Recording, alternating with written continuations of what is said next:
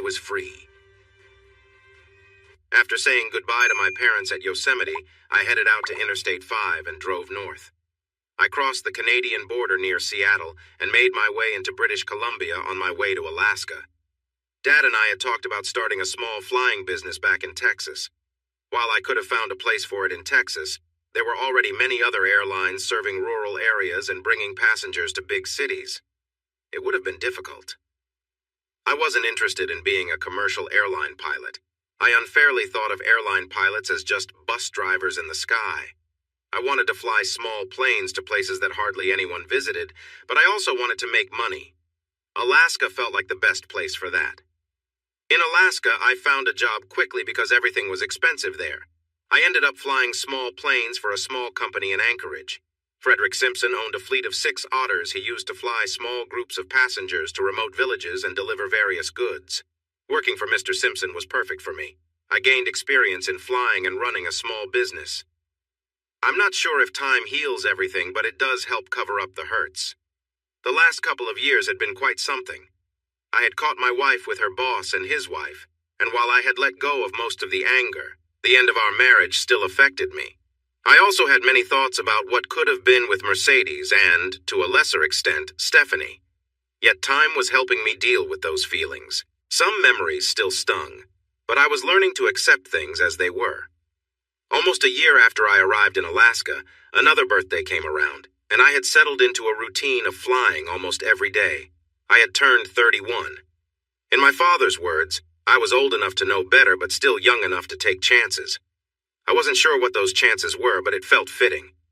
I flew an old but sturdy de Havilland single-engine Otter to a new spot on the northern slope of Alaska, taking 9 tourists to a small village called Barron. Someone had decided it was the perfect place for people to see huge caribou herds, a coastline filled with ice year-round, and oil drilling nearby. I had no idea why people would pay to see that, but they did. Maybe it was just the excitement of the experience. This village had a restaurant that served sandwiches and soup for lunch. The furniture was new and functional, but the food was a bit questionable. In this company town, I often found myself visiting the local cafe and restaurant. As I sat down to eat what was called a chicken salad sandwich, I had my doubts about whether it was actually chicken. I hoped the onion soup next to my plate would taste better than the sandwich. "May I sit with you?" a voice interrupted. I looked up and was happy to see a young woman I had met a few days ago. "Of course, Miss Kincaid, please be my guest," I said, standing up until she was seated. Having company always made lunch more enjoyable. Sharon Kincaid looked to be in her late 20s, maybe around 27 or 28. She was fairly average in appearance, not unattractive, but not striking either. With a little makeup, she might have looked quite nice. She was about 5 inches tall, and while her clothes seemed a bit baggy, I had a feeling she had a nice figure hidden underneath.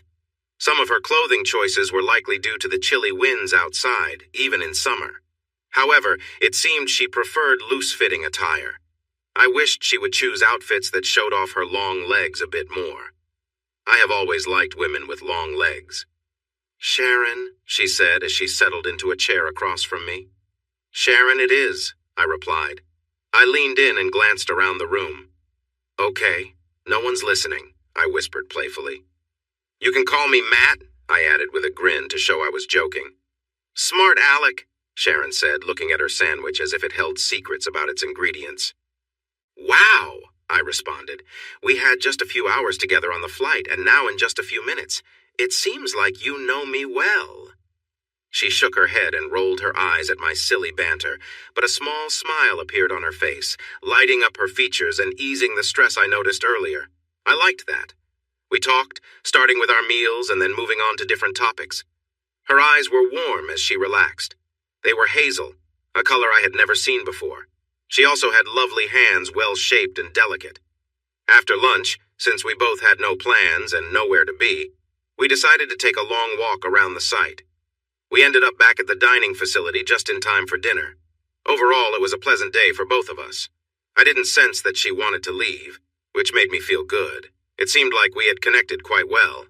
I had gone on a few dates after Mercedes and Stephanie returned to their dance group in Philadelphia, but nothing really clicked. The next morning, I met Miss Sharon Kincaid for breakfast. We spent the day talking and exploring a small part of Alaska. It was nice. I enjoyed learning about her. Her eyes sparkled as she spoke, and her cheerful smile was lovely. That evening there was a dance organized by the resort in the restaurant. They cleared most of the tables and chairs, leaving just a few small ones around the edges. The middle of the room was now a dance floor with music from a DJ and a basic sound system. I arrived a bit late. I was flying the de Havilland the next morning and had spent a lot of time checking everything, making sure I had my navigation maps ready. There were many details to go over, and good pilots make sure to do all that before flying. When I got to the dance, I was surprised to see Sharon sitting alone at one of the side tables. I wondered why she wasn't dancing. There were many single men looking for partners, and Sharon was someone they would likely want to dance with. "Hi, Sharon, can I sit here?" I asked. I could tell she was happy to see me when her face lit up and she smiled warmly. She straightened up and motioned for me to sit down. Her smile was wonderful. She should do that more often. It made her eyes shine. She looked fantastic. She wore a blouse and slacks since skirts were not common in this area. Her long legs were covered, but she wore shoes instead of boots this time. I saw a glimpse of her ankle, which was nice. I ordered a Diet Coke instead of a beer. I wanted to be clear-headed for my flight. Sharon and I danced for most of the evening, taking brief breaks to chat while we sat at the table. Mercedes and Stephanie were professional dancers, and they had taught me a few basic dance steps during our time together. By then, I had become pretty good at keeping up with a lively partner. Sharon and I danced well together. I felt good being on the floor with her. Being with her was wonderful, and when the DJ announced the night was over, I was surprised at how quickly time had passed. I felt a mix of sadness and surprise on my face, and I knew she noticed. It pleased her to see that I didn't want the evening to end. We held hands as we walked back to her little cabin. After she unlocked the door, she turned to me and I wrapped my arms around her as if we had done it many times before. She tilted her face up and we shared our first kiss. It wasn't just a quick kiss, but it wasn't too intense either. It was nice. Her lips were soft, and I found myself wanting to kiss her again. Sharon, a bit shy at first, then more eagerly, put her arms around my neck and kissed me back. When we finally stopped kissing, she looked at me with a hint of worry in her eyes. "You know they call me the Ice Bitch Princess, right?" she said, clearly not fond of that nickname. I didn't know about that nickname and couldn't understand why someone would call her that. Holding her close, I looked into her eyes for answers. I noticed warmth there, but also maybe some sadness and loneliness. I understood. I felt a bit like that, too. I said softly, "Well, anyone who calls you that never really knew you, did they?" I kissed her again, and this one lasted longer, as did the next. I finally pulled away because I didn't want to push her into anything she wasn't comfortable with. "I have to go now," I said gently. "I need to get some rest. We're flying tomorrow." She nodded, understanding, and gave me another quick kiss, gently releasing her hold on me. I smiled and walked away. I didn't hear her door close, which made me wonder if she was watching me leave. I didn't turn around, though. As I walked to the small room I had in the hangar, I thought that I might have found a way to spend more time with Sharon if I hadn't left. But I was also sure I didn't want to rush things. I liked her too much to risk ruining what we had started. Just as I was about to drift off to sleep, I realized I had called her Honey, and she hadn't minded. The next day, we took off at 9:18 for Fairbanks, a flight of about 400 miles. The plane I was flying could travel a bit over 500 miles when fully loaded, so we were all set. There were 10 people on board, including me.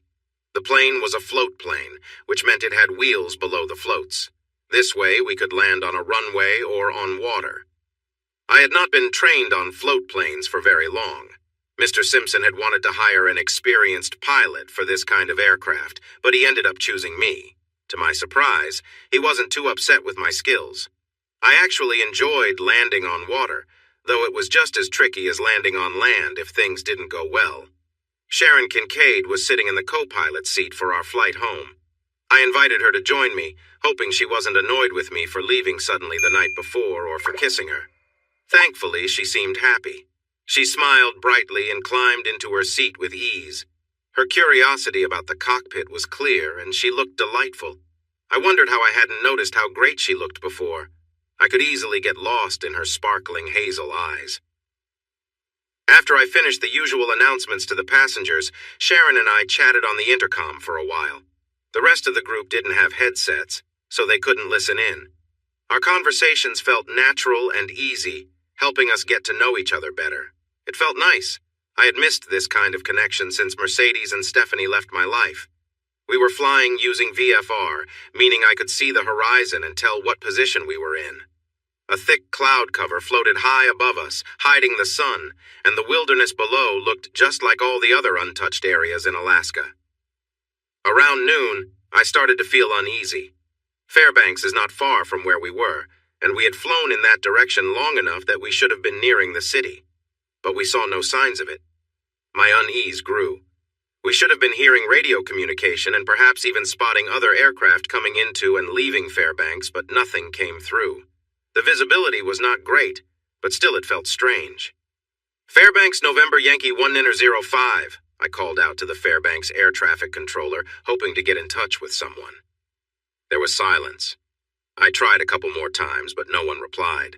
I leaned in closer to the controls and checked the instruments. Sharon noticed my concern and placed her hand on my forearm, but stayed quiet. I squeezed her hand gently, and she didn't pull away. She didn't interrupt my focus with questions I wasn't ready to answer yet. That was another reason I liked her. Suddenly, one of the instruments flickered. Something had happened. It happened so fast that I only caught a quick glimpse. I leaned closer to the panel and, just for fun, tapped the cover of the attitude indicator. To my surprise, the little airplane on the display spun around wildly for a few seconds before settling down. I felt a lump in my throat. My inner ear and a quick look outside told me we hadn't actually flipped upside down and then back again, but that was what the instrument showed. Next, I tapped the GPS compass, and it spun around too.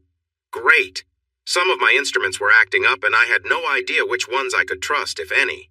The engine was running steadily, which was good, and the controls still responded to my inputs. But this old plane had no electronic systems, just mechanical ones. I checked the circuit breakers, but they seemed fine. I thought about switching them off and back on. But from experience, I knew that sometimes when you turn something off that is only working a bit, it might not work at all when you turn it back on. I leaned back in my seat, unsure of what was happening, but something clearly wasn't right. "Sharon," I said over the intercom, holding her hand, "we're in trouble. Can you get everyone's attention back there?" To her credit, she did exactly as I asked without asking any pointless questions. She turned in her seat and waved to the other 8 passengers, yelling to get their attention. When some of them didn't notice, she shouted louder for them to wake up and pay attention. Her voice was strong. I was glad I had my headset on to save my hearing. I eased back on the throttle, feeling that if I pulled back too much more, we might enter a slow, shallow dive, though the altimeter wasn't working well enough to tell. Reducing the throttle also quieted things down, making it easier for me to be heard in the back. "We are in trouble!" I yelled, clearly and slowly so there would be no misunderstanding. That got their attention right away, and the atmosphere became tense. "My instruments have failed. I can't tell which direction we are going or if we are going up or down. Nothing. That means I don't know where we are." Suddenly, we burst through the clouds and saw the sun again. I turned back to the controls. We were flying straight into the sun. This was not good. At this time of day, we were flying toward the east. Ahead of us was a huge range of tall mountains coming into view. I turned right without thinking and aimed for what I hoped was southwest. The sun isn't usually directly east or west where we were, but seeing it helped me guess our direction. Even a small change in course was better than sticking to the path we were on. "Hey everyone, we just realized we've been going east instead of south," I called to my passengers. "I still don't know exactly where we are, but now I have the plane pointed toward the cities and towns, so we're solving our problems step by step." And we were kind of doing that. Alaska has a low population and it's not very developed. Once, an Air Force plane crashed not far from the airport in Fairbanks, landing in a hard-to-reach valley. As far as anyone knew, no one had ever been in that area. This was close to Alaska's second-largest city. Going southwest from wherever we were was much better than going east into the cold north. However, it didn't mean we would reach a hotel in Fairbanks anytime soon. Even with the engine power low, we wouldn't have enough fuel for long. I needed to land this old plane somewhere before the engine stopped working. I preferred a safe landing over an emergency one. I adjusted the microphone to speak clearly. "Sharon?" I said to get her attention. "Yes?" she replied quickly, looking at me from the right. I could see she was calm.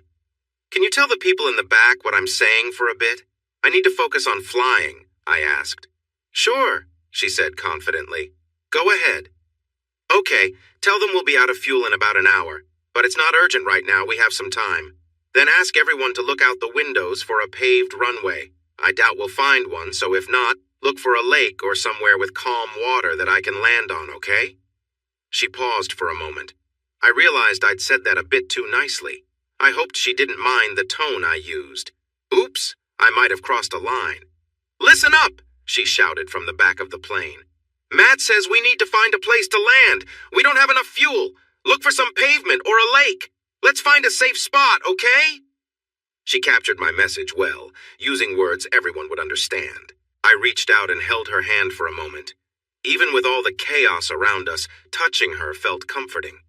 The engine roared steadily, not showing signs of giving out. It had taken us some distance southwest, but I didn't know exactly how far. An hour after we realized we were in trouble, my worry grew. I was becoming more anxious about running out of fuel than where we actually were. I was trying to guess how long we'd been flying off course, how much fuel we were using, and many other unknown factors. The fuel gauge showed very little fuel, but I wasn't sure if it was working correctly. It might have been just as faulty as the other instruments. My conclusion was clear. We would have to land soon. The question was whether we would land roughly or with more control. I eased back on the throttle, choosing to fly slower to conserve fuel, and we began a gentle descent. "There! Over there!" someone shouted loudly. I could hear him above the engine noise, but I didn't know who it was. "Where is there? What direction?" I asked sharply. Sharon relayed my questions to the passengers. "To the left," she said. "A bit behind us. Maybe at 7 o'clock, you know what I mean?" "Got it," I responded. "Good way to explain it." She was doing well, staying calm under pressure. I was very grateful for Sharon Kincaid's presence. I turned the plane in a wide left bank, careful not to make any sudden moves, given our low speed. A small lake came into view as we turned, appearing right in front of us. It was 7 or 8 miles away, hidden before by a mountain range. "Thank whoever spotted it. Great job staying alert," I told Sharon, who passed on my thanks. We flew over the lake. I pushed the throttle and made a sharp right turn to avoid getting too close to the mountain we had just passed, then slowed down for a gentle flyby. It looked good, really good. A clear highland lake sparkled below, surrounded by a forest of tall trees. I couldn't tell if they were pines or firs, but it was a beautiful sight with the unspoiled woods framing the lovely oval-shaped lake. The water was so clear I couldn't see anything beneath the surface, which was a great sign, no hidden obstacles to worry about. I made up my mind quickly, as that was how I liked to do things. "Okay, Sharon, let everyone know we're landing on that lake down there. Everyone, tighten your seatbelts and get ready." I caught her nodding out of the corner of my eye. "Okay, everyone," she shouted over the noise of the engine. "The captain has turned on the fasten seatbelt sign. Please make sure your seatbacks are upright and your seatbelts are secure. We're landing soon, so hold on tight." I couldn't help but smile. Sharon was an amazing person, and I enjoyed being around her, even in a plane that was about to land. I glanced her way, still smiling, and gave her hand a quick friendly pat. She smiled back, holding my hand for a moment before letting go so I could focus.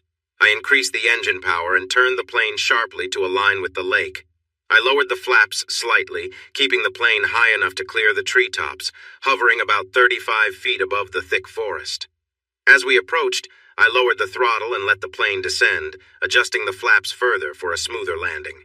We glided over the shoreline just 20 feet above and started to settle down. I gently lifted the nose of the plane to ease the front floats as we touched the water. We landed smoothly at first, then with a bit more force as the weight pressed down. Reaching for the controls, I quickly switched to boat mode, transforming our plane into a de Havilland boat. It felt like the best water landing I had ever made. We slowed down quickly. I looked around as best as I could from my seat, but there was nothing to indicate we were in trouble. I asked Sharon to check out her side, and she saw nothing unusual either.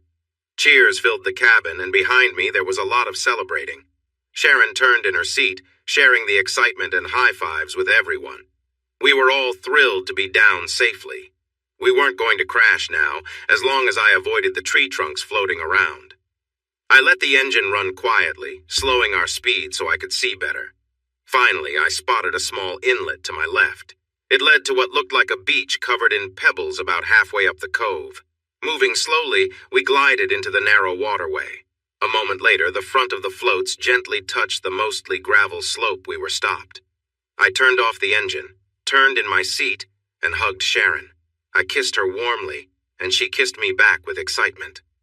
So I kissed her again, more slowly this time, and she responded just as sweetly. I reluctantly pulled away from Sharon. I didn't want to stop, but there were things to do. I opened my cockpit door, stepped down onto the left float, and grabbed a short rope with an anchor from a storage bin. I secured the line to one of the landing gear supports and walked to the front of the float, careful to stay away from the hot engine parts. From there, it was an easy jump onto the gravelly shore. The pebbles were wet from the floats, but it was dry a short distance in. I pulled the rope tight, pushed the anchor into the pebbly ground, and stepped on it to sink it a little deeper. The old de Havilland was secure for now. We would make it better later. Looking back, I noticed the passenger door was open, and a man was carefully stepping down onto the left float. "Hey!" I called out. "Come on out and get on dry land. Try not to get your shoes wet, though." In 20 minutes, all 9 passengers were on land with me, trying to stretch or walk away the cramps in their legs. They had brought a few small bags with them, and we would move their larger luggage later. While everyone else was dealing with tight muscles, I climbed back up onto the wing, holding a dry stick. I opened the fuel valve and dipped the stick into the fuel cell. I sighed, closed the cover, and climbed down onto the left pontoon. The fuel barely touched the end of the stick. "Okay." I shouted to get everyone's attention. It might not have been needed, they were already watching me. "Are any of you ex-Navy SEALs?" A few of the men chuckled at that. "Army Rangers? Marine Recon?" I saw a few half-smiles as they watched me. "Does anyone have an uncle named MacGyver?" That joke didn't get a laugh at all. I shrugged. It was a tough crowd. "All right then, let's clear some things up." I looked at everyone, trying to make eye contact with each person. The not-so-good news is that my tools stopped working, and I don't know when that happened. This means I can't tell where we are or where the nearest town is. The batteries in the plane are fully charged, but the radio is broken and I can't fix it. Does anyone here know anything about electronics? No one raised their hand. Okay, does anyone have a satellite phone? Nope. Nothing was going to be easy. All right, that's the bad news. The good news is that we're all still alive, and not one of us has a scratch on us. Second, all bush planes have a survival kit in their tail section, and I've made sure we have all the usual supplies, plus some extras that should help us a lot, I told them. We've got flares, a bit of freeze-dried food, and survival gear like traps for small animals and nets for fishing. I also carry a gun for protection, and I have a rifle too, so we can rely on nature and take care of ourselves while we wait for rescue teams to find us. Everyone thought about this for a moment. I didn't mention that the chances of a rescue team finding us were very slim. After hours of flying over the same empty Arctic landscape, I knew we were off course. Anyone looking for us would start along our planned route and search a bit on either side. They would need to go slowly. It's nearly impossible to spot a small person or even something the size of our plane from the sky. I was quite sure we were truly lost, completely off the map. I decided to let everyone adjust to the wilderness for a couple of days before letting them know we might have to walk out and find help ourselves. We kept busy. We set up 2 anchor lines, looked for useful items in the plane, and scouted the area, which took most of the afternoon. Before we knew it, evening was upon us. One of the guys explored the nearby forest and found a nice clearing about 50 yards inland where we could set up camp for however long we needed. We left the old otter where it was. It would be fine. At our new campsite, there was a small, slow-moving spring nearby with icy cold water. Downhill from the camp, we dug some holes to use as bathrooms. I sent everyone except Sharon to gather fallen branches and wood for our fire. Sharon and I worked together to clear a section of the forest floor, making it tidy and free of dry pine needles and other plants. Then we gathered rocks from the edge of the lake to create a safe fire pit. I had a steel and flint fire starter in my survival gear, along with a pack of 6 colorful plastic lighters and 2 larger lighters with a camouflage design. I opened the packs and gave out the lighters, reminding everyone to keep them in a secure pocket. Being able to start a fire at any time would be really helpful for us. I used the camouflage lighter I saved for myself to light our first fire. We had 2 small, collapsible aluminum pots for boiling water and enough freeze-dried meals to last us for several days. When the sun went down, it got very dark. There were no street lights or city lights nearby. We felt far away from everything. The fire was comforting, creating a warm circle of light around us. We huddled together to talk and get to know each other better, slowly becoming a team. We were no longer just travelers. We were a group working together to survive. I spoke up. All right, if everyone is okay with it, let's introduce ourselves and share a bit about who we are. I only know you as names on a list, and you only know me as the pilot in a cowboy hat. I smiled and took off my hat. So, I'll go first. I'm Matthew Singletary, but you can call me Matt. I'm from Texas and have been flying since I was a teenager, thanks to my uncle. I came to Alaska to fly the small planes that serve the remote areas. I used to run a business before coming here, but I left that life behind and don't miss it at all. I pointed to someone nearby. Hi, I'm Parker Anderson, he said quietly. I'm a Baptist minister from Omaha, Nebraska. He paused as if he was finished, and I guess he was. And I'm Michelle Anderson, said the short brunette sitting next to him with a friendly smile. I run everything in Parker's ministry except for the sermons. This brought some laughter. It was a light moment, and both Michelle and Parker smiled, clearly enjoying their shared joke. The others introduced themselves next. April and Ryan Delaney were from Waycross, Georgia, where Ryan owned a small business for the logging industry. April worked as a hostess at a nice restaurant. Lyle and Penny Martin came from Albuquerque, New Mexico. They both worked in banking. They met at a bank where Penny worked as a cashier and Lyle was a loan officer. Spencer and Wendy Carlisle owned a successful river rafting business in Colorado. I'm Sharon Kincaid. She introduced herself when it was her turn. I live in Anchorage. I only do some volunteer work here and there, she explained. People call me the Ice Princess, but that's not true. I'm just very selective about who I spend time with. She looked around the group. I think I'm going to like everyone here. No foolishness at all. She smiled, but her eyes didn't show much joy. After a few more words, she went quiet. I looked around the group and then up at the sky. The stars were shining like tiny diamonds in the dark. Okay, let's find out which way is north, I said thoughtfully. There's the Big Dipper, there's the little one, and that star at the end of the handle is the North Star. We should mark. Sharon was pulling a long, straight branch and laid it down near the campfire. I took a shorter stick and made small marks in the earth to show east and west. In the morning, we would know roughly where we needed to go. After talking for a while, I collected some small branches to prepare for my sleeping bag. Sharon returned to the fire-lit area and watched as I set up my gear a few yards away from her tent. I had a sleeping bag made for cold weather in my survival kit, but I didn't have a tent. Everyone else had sleeping bags and lightweight tents from their trip to see the caribou. Not having a tent didn't worry me much. The tall trees around us would help shield us from any rain. What are you doing? Sharon asked with a hint of amusement in her voice. Oh, well, the branches and leaves will keep me off the ground and they'll be softer than bare earth, I replied. I know that, Sharon said a bit impatiently. I have some under my sleeping bag too, she continued. And it's inside a tent, she added. Don't be silly. Get in the tent where you'll be dry and can actually sleep. Oh, I'll be fine, I answered. The trees will block most of the rain.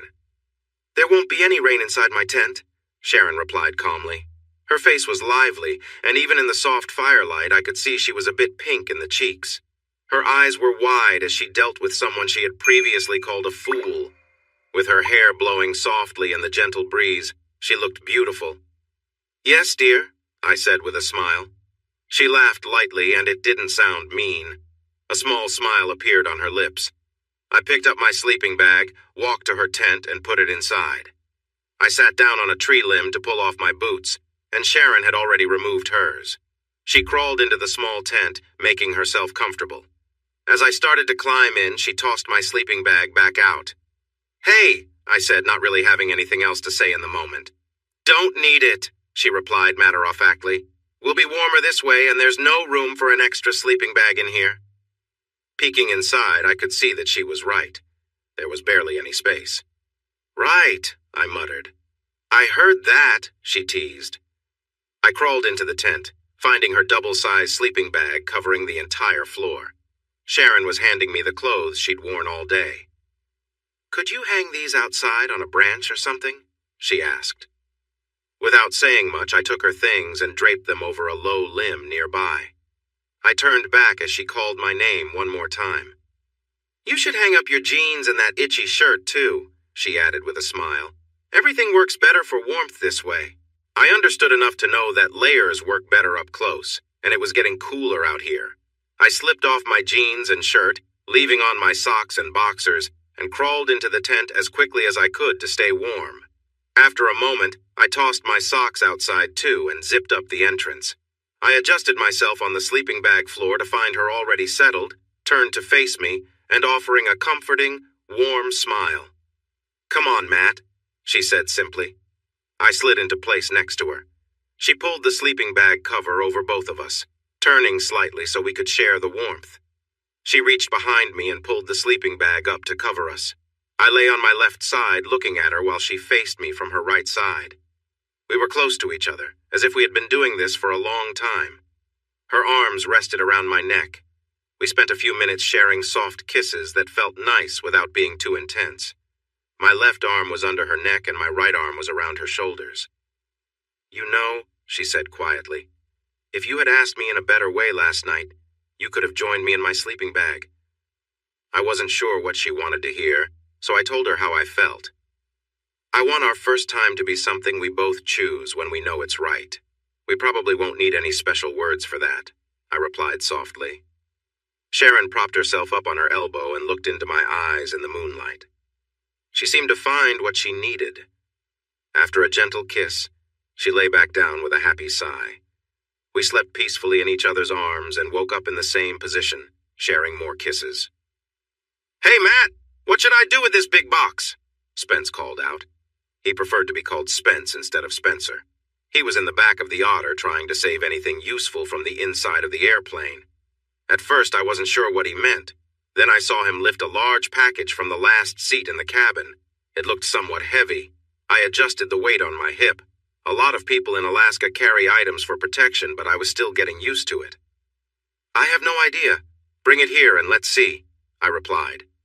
I recalled that the box was given to me to deliver to an old friend at a drilling company in a nearby area. When I tried to reach him, I learned he had already left 3 days before I arrived, so now I needed to bring the box back with me. When Spence opened the package, we found it filled with bars of soap and toothpaste. We divided the items and added them to our backpacks. On our second day, we continued to settle into our new spot in the wilderness. Reverend Anderson, who asked us to call him Parker, was very enthusiastic about fishing. He took charge of the gill nets in my survival gear and caught enough fish for dinner. He caught so many fish that we could have fed a bigger group, so we didn't have to touch our precious freeze-dried meals that night. We all felt comfortably full. That night, Sharon and I shared her sleeping bag and tent again. None of the married couples seemed to notice that 2 single members of the group were getting along well. It was a nice setup for me, and I think Sharon felt the same way. The next day marked our 3rd day of survival in a remote area that could be Alaska or maybe northwestern Canada. It felt similar to the day before, except people were starting to get restless. At lunch, which was more fish cooked on flat rocks over the fire, I decided to address a topic I had been avoiding for 2 days. I explained that we probably wouldn't be rescued because we were too far from any search areas. Next, I suggested that we needed to save ourselves by hiking out of the mountains to find civilization. The group accepted this idea well. They were all smart adults, and the reality of our situation was clear. In fact, everything went so smoothly that I didn't need to convince anyone. We began sorting out our gear and putting items into our backpacks to see what we could carry on a long hike. I had the only large backpack while everyone else had smaller day packs from their trip to see the caribou. I would be carrying more than my fair share of our shared belongings. On the bright side, my backpack was designed to carry heavier loads comfortably, which would make it easier to carry more gear than they could. I was adjusting my backpack, preparing to put it on, when a loud, terrifying scream erupted from the camp behind me. It was a scream filled with pure fear and unmistakable sound. I quickly let my pack drop, unbuckled the strap holding my revolver in its holster, and took it out as fast as I could. There was a bear just outside the camp, not a small black bear, but a large grizzly, around 8 feet tall and very heavy. It was moving into our camp between Sharon's tent and the Delaney's colorful one, casually wandering until the scream startled it. The bear stood up on its hind legs and sniffed the air, seemingly not pleased by the smell. He felt we were intruding in his space, and it was clear he didn't like it. Everyone on that side of the campfire quickly ran to safety. The bear was not fond of the fire and moved away from it, which put him right in my path. I felt uneasy about that. Holding my revolver with both hands, just as I'd been taught, I prepared to defend myself, aiming at the bear's head. Anywhere else, he would just keep coming no matter what. Shooting at his head wasn't much better. It felt like bouncing bullets off a tank, and it only made him angrier. He opened his huge mouth and let out a loud roar, and that gave me a brief moment to act. I had heard that grizzlies could be taken down if you hit them in a vulnerable spot, like the eyes. I aimed for his open mouth, hoping to hit a tooth with my .357 bullet that could reach his brain and stop him. His head was moving, which made it hard to aim. He took all 6 shots from my pistol, and I quickly backed away, opening the cylinder to search for loose bullets in my jacket pocket. Suddenly, Sharon handed me the rifle from my survival gear. She took my pistol at the same time, her hand rummaging in my pocket as I turned with the rifle.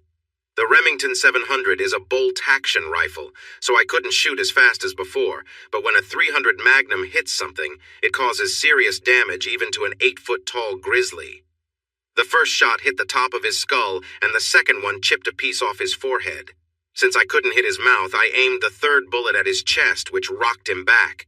He wobbled slightly, touched the wound, yet kept coming. I dropped the magazine. I didn't have another one ready. There was a spare in my backpack, but I doubted we had time to grab it. I needed to load some bullets in the magazine I had and hoped he would back off while I did. Sharon handed my revolver back and took the rifle. I moved closer, taking a few steps forward. Mr. Grizz noticed and adjusted to face me. I knelt on the forest floor to aim upward. Out of the corner of my eye, I saw Sharon beside me, ready with the rifle. She must have found the spare magazine and reloaded. I needed to shoot carefully, focusing on my aim and taking my time. I squeezed the trigger as the big bear slowly moved closer. I believed the bullet hitting near his heart would be deadly. It just wouldn't be quick enough. My next shot went in right at the upper gum line and angled upward, hitting just as I needed it to. The grizzly collapsed, his brain incapacitated. The large animal dropped heavily to the ground, landing about 12 feet away from where I was crouched. An hour later, we decided to pack up and leave the campsite behind for good. I mentioned it as an option, but everyone quickly agreed, and we began packing up right away. The bear had been bleeding for a while, and though my earlier shots didn't stop him immediately, they caused enough injury that he left a trail of blood around the area. The scene was a mess, with blood pooling under the bear and splashes of it marking the ground around him. It was clear that scavengers would pick up on the scent soon, and none of us wanted to stay around to find out. We took down our tents and stowed them on top of our backpacks, just as we'd practiced. All our other supplies were packed away or tied to our bags. Without lingering, we started moving southwest, heading toward a peak visible on the horizon. We kept moving until the sun dipped low in the west. After stopping for an hour, we built a small fire to boil water from a nearby creek. Once the water was ready, we poured it into our freeze-dried food packs for a quick meal. After we finished, we put out the fire and continued walking for another hour until the fading light made it hard to see where we were stepping. As darkness set in, we cleaned up as best we could in the creek, the soap from our supplies helping to lift our spirits a little. We found a clear hilltop close to our route and set up camp there, choosing it because it offered a clear view and reduced the chances of animals sneaking up on us. Gathering firewood, we built a larger fire not because we needed the warmth, but because the light helped us feel safer in the vast wilderness around us. That night, when I crawled into the tent, we settled down, both exhausted from the day. Lying quietly, we tried to rest, letting the warmth and security of the tent bring us some peace as we prepared for the days ahead. She locked her legs around me, urging me to go deeper. There was nothing complicated about what we were doing. It wasn't a romantic moment. We were two people sharing a basic connection, reminding each other that we were alive when we could have easily not been. Sharon let out a low sound, pressing her face into a corner of her sleeping bag to quiet herself. When I felt her body respond, I couldn't hold back, and I followed her lead. I slowed down, resting on my heels, but I kept going. Sharon pressed her feet firmly on the tent floor, and I moved with purpose, but gently. Once she caught her breath, she began to seek that feeling again. I picked up the pace a bit, going deeper as she pushed against me eagerly. In a few moments, we were back in the rhythm, both aiming for that high point again. When we were done, Sharon pulled the edge of her sleeping bag over us, and we settled close together, her warm breath on my chest, the scent of her hair surrounding me. As dawn approached, Sharon woke me up, gently shifting on top of me and trying to be quiet. When we both found that moment, she leaned forward, and then we drifted back to sleep. "We'll need to share your sleeping bag tonight while mine dries out," Sharon said with a playful smile the next morning. "But mine is just a bit small, not like your big one," I replied. "So?" She giggled. I understood. We weren't trying to avoid each other while sleeping anyway. Plus, I didn't want to deal with a wet spot. Her sleeping bag definitely needed some fresh air. It wasn't just ours that needed airing out. Apparently, all the other couples in camp had also been having their own moments of connection. We were all a bit tired, but felt good. Everyone smiled at one another. We heated creek water in 2 aluminum buckets, mixing the hot water with cool water to clean up from the previous night's events. This began a routine we would keep, trying to stay clean in our circumstances. The soap we found in the plane helped a lot. Cleaning up took us a couple of hours, but it was worth it. Washing off led to another habit. We stopped worrying about the usual rules of modesty. Living close together made it hard to be modest. We were still shaken from the bear attack and had no plans to forget it anytime soon. We dug holes for our waste, and when someone needed to go, someone else stood guard. We thought this was necessary, so we didn't feel the need to discuss it further.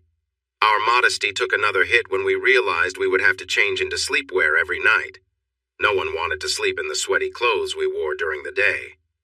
Getting ready for bed meant we'd wake up the next morning without any clothes on and then put on fresh shirts and pants when it was light out. Our tents were small, barely big enough for 2 people lying down, making it impossible to change clothes inside. So we had to change in public. We each had a few sets of clothes, and we washed the dirty ones in the river, but that could only help so much. The Reverend Parker Anderson, our 27-year-old resident theologian, never complained about the situation. In fact, he and his wife Michelle were doing the same things we all were. I liked Parker. He always stayed positive and was ready to talk to anyone who felt down. I asked him if I could call him Padre. I had read that chaplains on Navy ships during World War II were often called that, no matter their faith. Parker didn't mind at all, and the nickname quickly stuck within our group. It just felt right. The day after the bear attack marked our first full day on the trail, hiking towards safety and civilization. The day before, we hurried away from the bear, wanting to put as much distance between us and it as possible. We succeeded, but we had sore legs and aching backs that first morning. We didn't travel more than 10 miles that day, even though we hiked for 12 hours. It was easier since we walked near a river for most of the journey. That was good. We needed a break as we adjusted to the physical challenge. We were lucky to have a fit group of men and women, but we weren't used to long-distance hiking. It took our bodies a couple of weeks to get used to being active all day, climbing hills, and navigating the rocky riverbanks. After 3 weeks, we had settled into a rhythm and no longer had to struggle with tired muscles each morning. As we continued, each of our unique traits began to show. Penny Martin worked in banking, just like her husband. In high school, she had done track and field, and she kept running as an adult. She found it easy to hike all day and could have easily outpaced all of us if she had tried.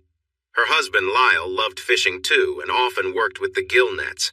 Whenever we were by a creek or river, he and the Padre made sure we had fresh fish to eat thanks to their skills. Ryan Delaney was the best cook in our group and took on that job full time. He would cook whatever Lyle and the Padre caught, as well as any game others brought back. As we walked, we picked berries and wild onions from along the trail to add to the meals Ryan prepared. I was the designated hunter. I would take the Remington rifle and step away from the group, trying to hunt a deer or moose.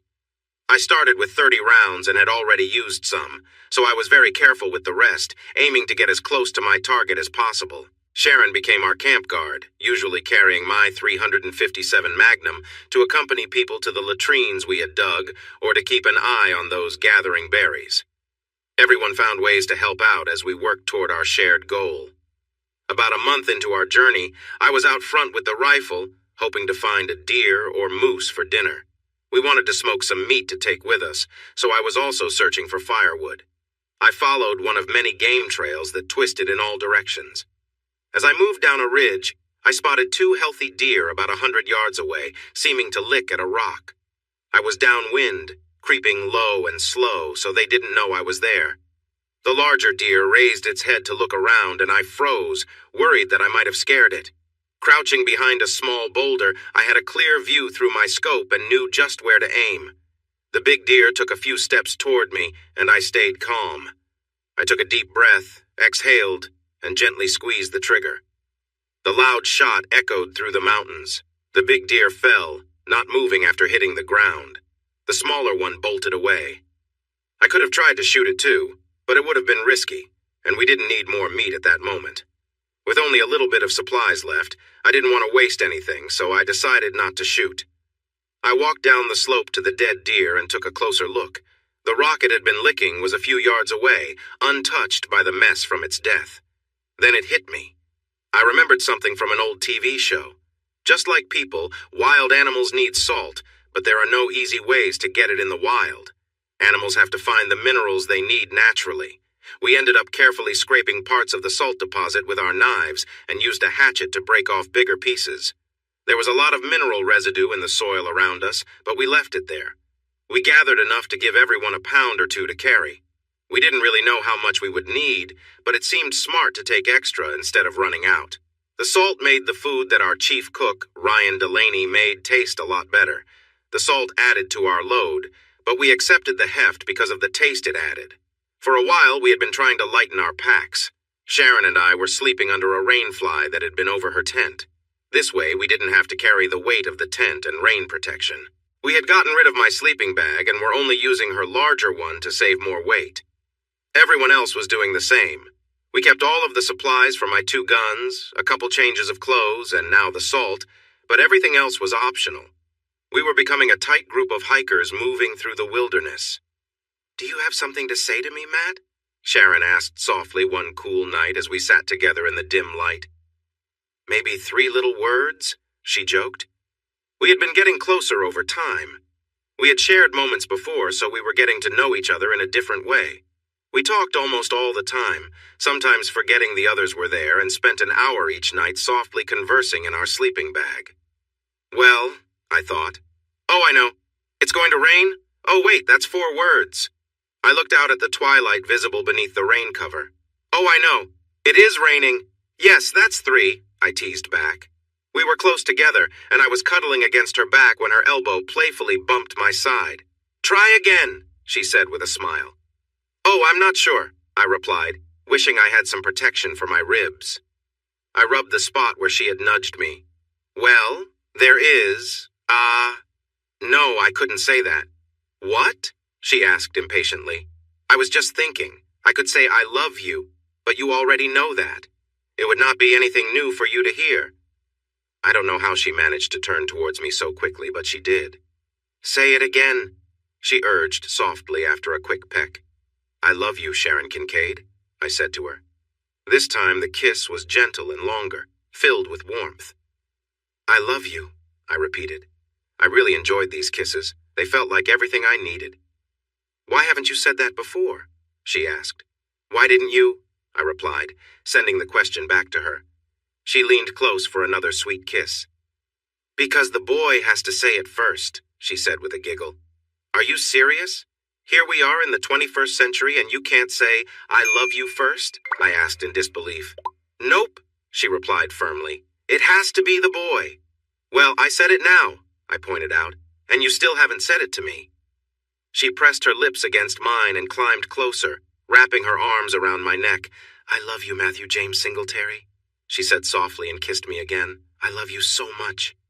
For a while we didn't say much, but we understood each other perfectly. Eventually she lay beside me, snuggling into my chest, our legs tangled together. I have 4 more words to say, I offered gently. They come right after those 3. What are they? She asked sweetly. How about I love you and will you marry me? Sharon was a strong woman, and after our time together she seemed even stronger. As I finished speaking, she leaned over me, arms tight around my neck, pressing her lips to mine with tears in her eyes. After a moment I had to pause and catch my breath. You could just say yes, you know, I suggested. Yes, honey, she whispered. Yes, now and forever. Would you marry me tomorrow if we could? I asked. Yes, she murmured close to my ear. I turned my head just enough not to yell in her ear. Hey, Padre, I called out. Yes, Matt? Can you marry someone without a marriage license? I asked. He hesitated for a moment. I think so, and it would be recognized by God, but you might need to check with the laws in Alaska. How about you marry Sharon and me tomorrow? I'll pay the fee when we get to the next town, okay? Okay, Padre replied. Right after breakfast, I said, confident he could hear my smile. Finally, someone commented. I think it was Spence Carlyle. His wife, Wendy, was a lively woman who often reminded him to be polite. Early the next morning, after a breakfast of leftover deer from the night before, Padre held a small ceremony uniting Sharon and me in marriage.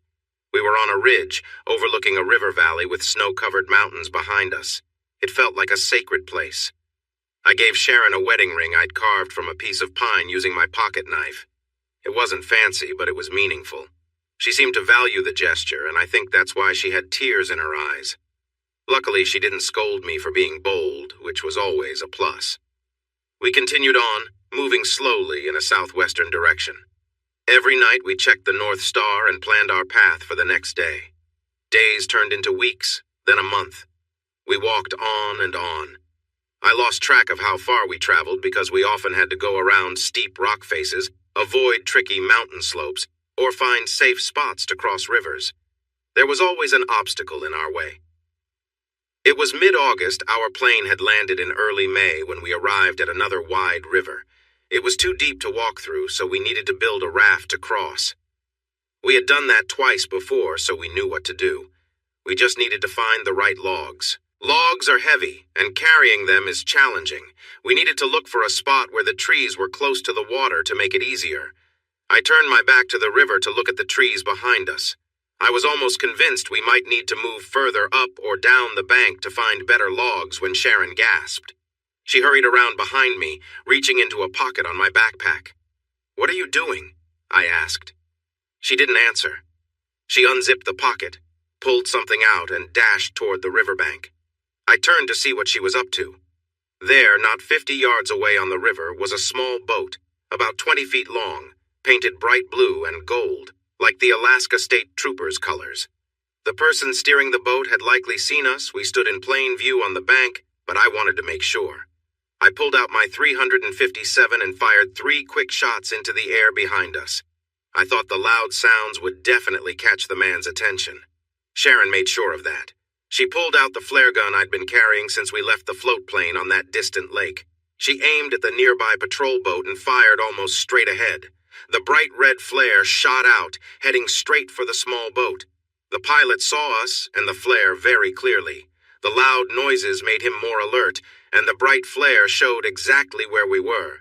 He waved and turned the boat towards the shore where we were waiting. Then he realized the flare was coming down, right towards his boat. He saw it getting closer. At the last moment, he ducked down to avoid it. The flare went over the boat by several feet, but he couldn't know that when he needed to make a choice. "Hey, stop that!" he shouted when he came back up. "I see you! Give me a minute to get there!" We all laughed on the riverbank. It felt great to laugh about something good happening after so long. I hugged Sharon tightly, kissing her joyfully. The Alaska Wildlife Trooper, that was his job title, made a long call to his boss, using his satellite phone.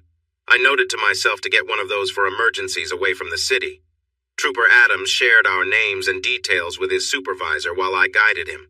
He arranged for a large helicopter to bring us back to Fairbanks. It turned out our journey from the wild to the town wasn't too bad. Even if the trooper hadn't found us, we would have come across roads to small towns soon. Those roads would have been just a few days away along the river. That felt good. We were just a normal group of people. But we had done something amazing. We had saved ourselves. Sharon once mentioned her father had some money, but I never asked how much. It didn't really matter to either of us.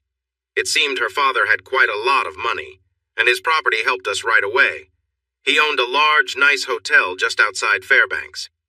After the state troopers were satisfied with the initial report about my plane landing and how we managed, we got a ride from a kind secretary in their office who lived near the hotel.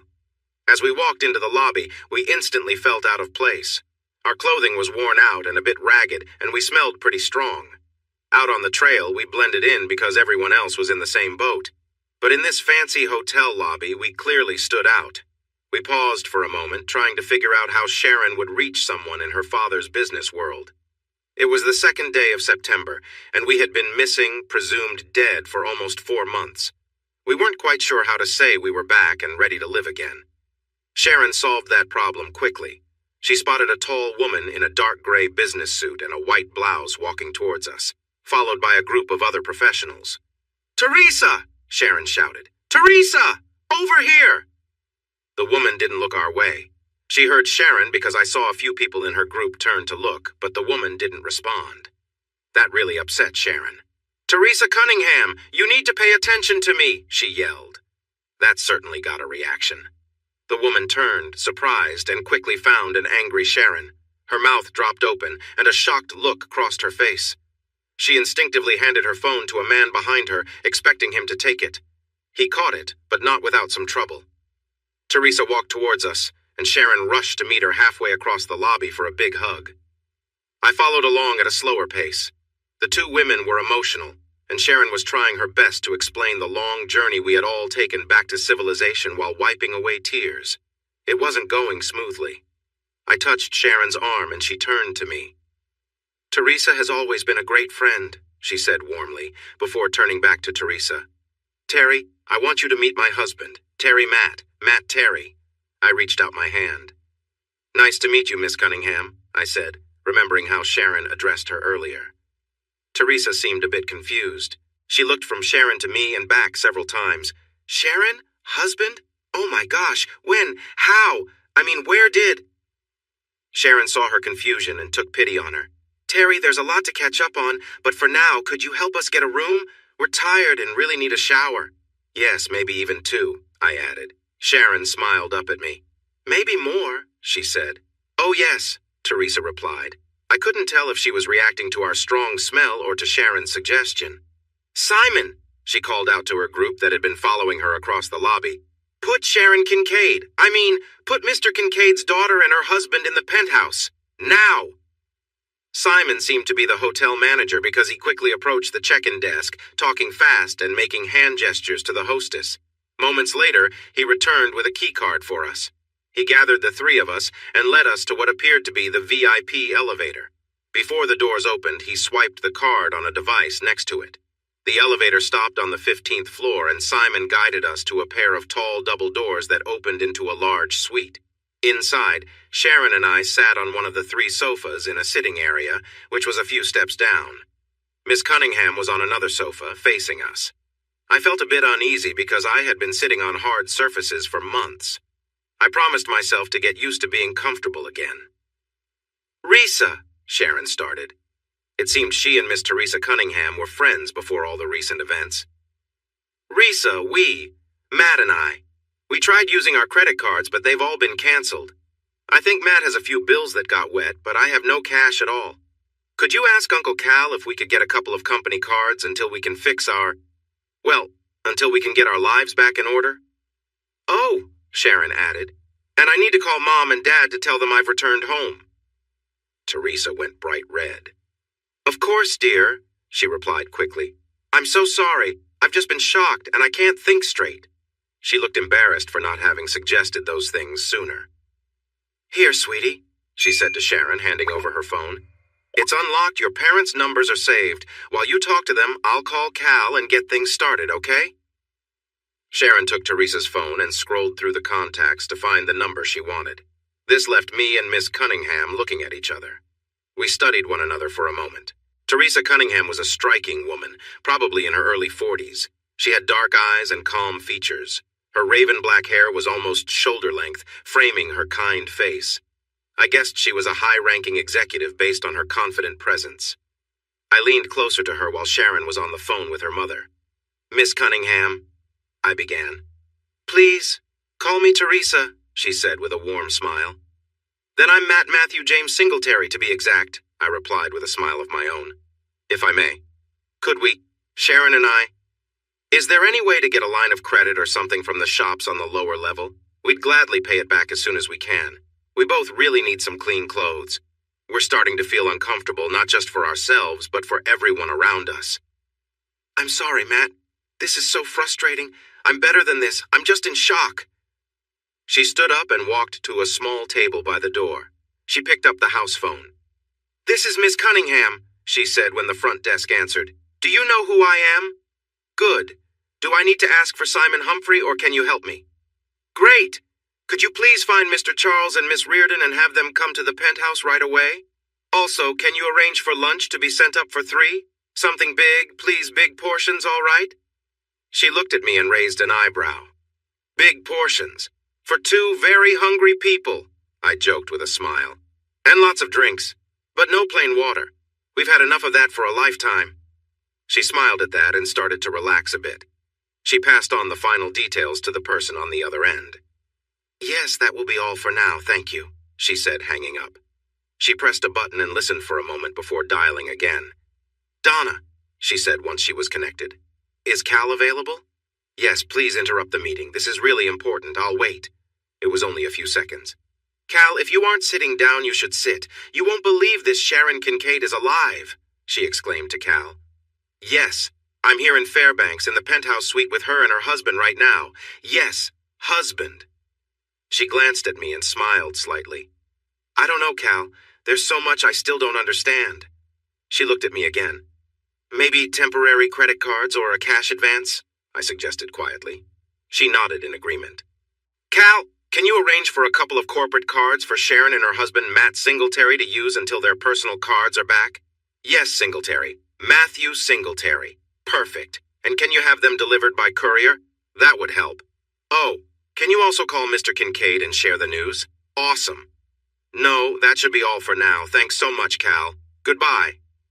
"Hi, Mom?" Sharon said into Teresa's phone. There was a long pause. "Mom?" She waited a moment more, then pulled the phone away from her ear and looked at the screen. "Mom?"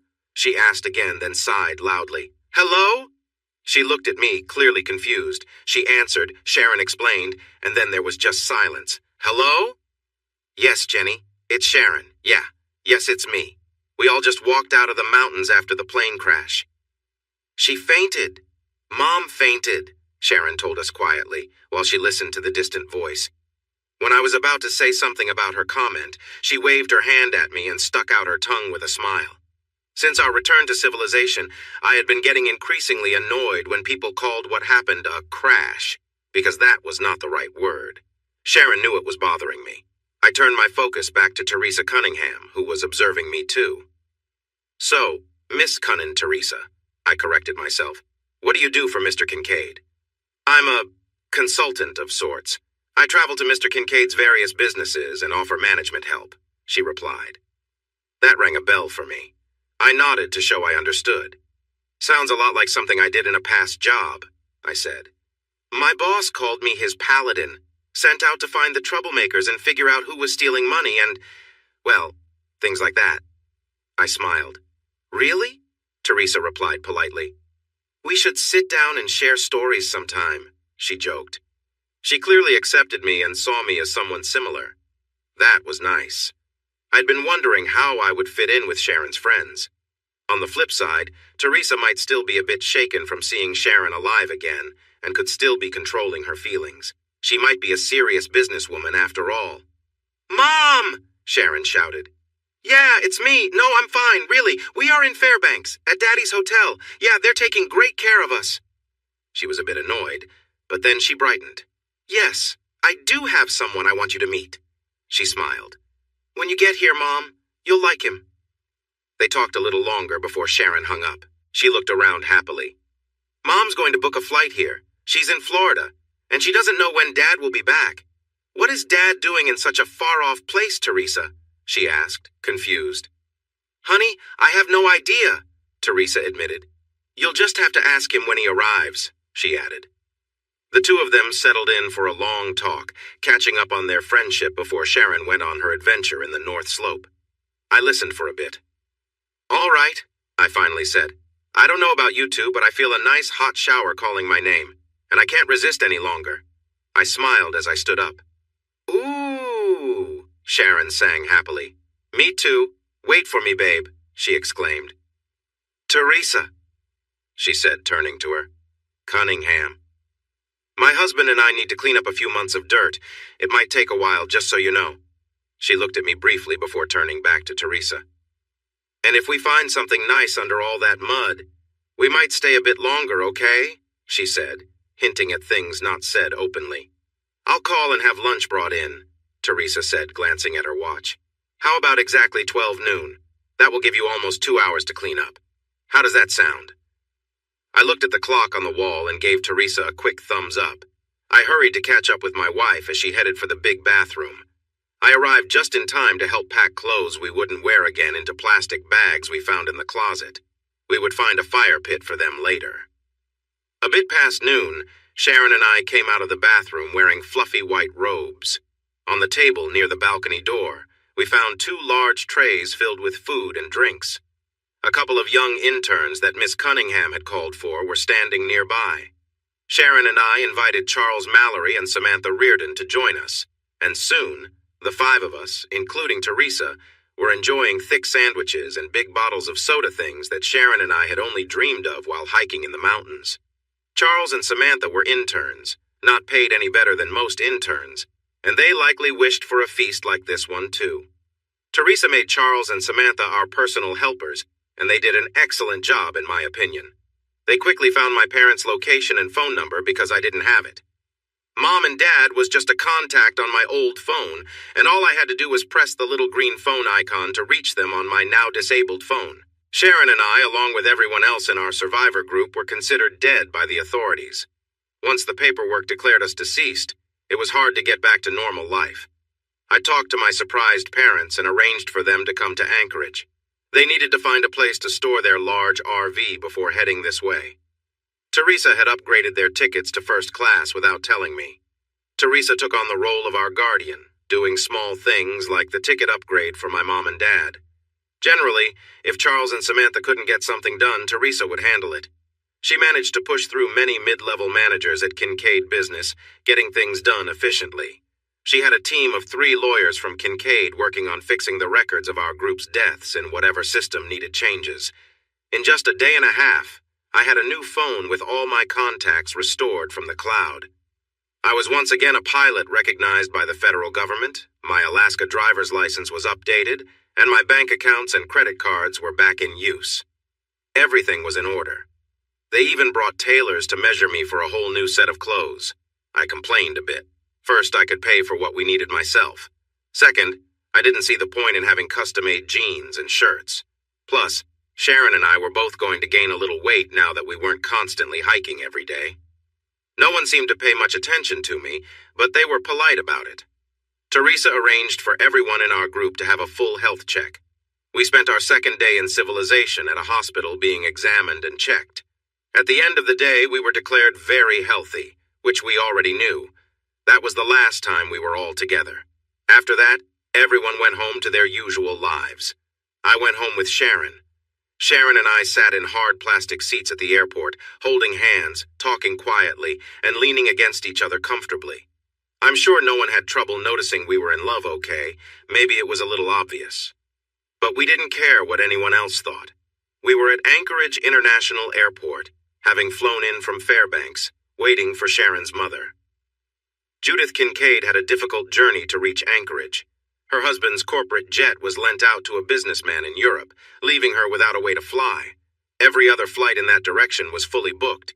In the end, she managed to get a standby ticket in Miami. She went to the waiting area and offered $10,000 and tickets to anywhere in the world to anyone willing to swap their confirmed ticket to Seattle with her. A family of 6 from Galveston took her deal and decided to change their plans to fly to California and Disneyland instead of Seattle. It seemed like a good decision to me. Finally, I saw my future mother-in-law's plane arriving on the tarmac. It was displayed on the monitors showing flight numbers and gates. I couldn't wait. This was going to be a joyful moment. I was trying not to feel sick. Sharon was excited, whispering to me about how much I would love her mom and siblings. I noticed a tall, attractive woman with gray hair coming down the escalator, looking around. Her gaze landed on Sharon and me. I quickly kissed Sharon's cheek to grab her attention and pointed to her mom, who was getting closer. Sharon jumped up from her seat and hurried across the airport lobby. She embraced the woman, who clearly cared for Sharon a lot. I walked slowly, giving them a moment to connect again. Judith Kincaid watched me closely as they hugged. Sharon had told her mom over the phone that she had a husband, so it wasn't a total surprise, but this was our first time meeting in person. I placed my hand gently on Sharon's back, and she stepped out of her mom's hug. She turned slightly so she was between her mom and me, allowing our introductions. Mom, this is my husband, Matt. Matt, this is my mom, Judith, but she likes to be called Judy. Mrs. Kincaid, I said with what I hoped sounded friendly. I figured she had many questions about how her daughter came home with a stranger. Judy, please, she said with a warm smile. I felt relieved that she was welcoming and not upset. I'm keeping him around, Mom, Sharon added with a grin, in case I run into something big and need help. She pointed at the large stuffed polar bear in the lobby. It wasn't a grizzly, but I understood her mix-up. Meeting her mom with a surprise husband was probably stressful for her, too. Judy looked at the bear and then back at her daughter, looking curious. I have a feeling there's a story there, she said. Just then she noticed a driver in uniform approaching. Can we continue this at home? She moved past Sharon and gave me a quick kiss on the cheek. That was a good sign. My mother-in-law was friendly, and I really appreciated it. So I hear Matt is the bravest knight ever, who fought the dragon and saved you from a terrible fate? Judy asked Sharon. We were sitting in a spacious family room that I never thought I would see. Sharon and I were snuggled on a sofa while Judy sat with her feet tucked under her on another nearby seat. Judy was captivated by the story we shared. I think I even won her over a bit more when I chose tea instead of coffee. I wanted my drink in a big mug instead of a small cup, but Judy liked it anyway. He is my knight in shining armor, and he really did fight off the monster, Sharon said happily, holding my arm close. We were sitting comfortably, enjoying some soft music and a nice chat. Whoa, hold on, I said. Judy, you need to know that your lovely daughter was right there with me when that bear was coming at us. I was shooting at it with my gun, and Sharon found a rifle and brought it to me, walking straight towards the bear. When I fired all 6 shots, she handed me the rifle and started reloading my pistol. By the time I ran out of shots in the rifle, she had already reloaded the revolver for me. She gave it back and put a new magazine in the rifle. I shot 3 more times at the bear, and your amazing daughter was ready with the rifle when it finally went down. So, if there was a clumsy knight in this story, there was definitely a warrior princess, too. Sharon reached up, touched my face, and gave me a long kiss. Then she turned to her mother with a happy smile. My husband, she said proudly, patting my thigh. We talked for hours about our adventures, telling Judy about how many mountains we climbed, rivers we crossed on rafts, or waded through when they were shallow enough. We shared the special moment when we got married one beautiful morning with the wilderness waking up around us. Judy wiped away tears when Sharon shared that. She came over and hugged her daughter. They both shared an emotional moment. Thank you, son, Judy said after a while. Thank you so much. Then she moved around Sharon and hugged me tightly. Thank you for bringing my daughter home, Matt. Well, we kind of helped each other, I said softly. Judy patted my hand. I see. I know. You two are a great team. You fit well together. The love you have is clear to anyone. I do. I love him, Mom. I love him so much, Sharon said through her tears, making her mother tear up again. Well, come on, I said. feeling misty-eyed myself. You both know if anyone finds out I was crying, my reputation as a brave hero in this town is ruined, right? I tried to add some humor to lighten the mood. Sharon and Judy chuckled a little, and we started to loosen our group hug, so I guess I succeeded. I hope you both know that everyone I know will hear about your romantic trip, and about you defeating that tricky bear, and how you two care for each other. The whole state will know about it before I'm done talking, Judy promised. "Aw, Judy," I started to say. "Mom," she cut in with a bright smile.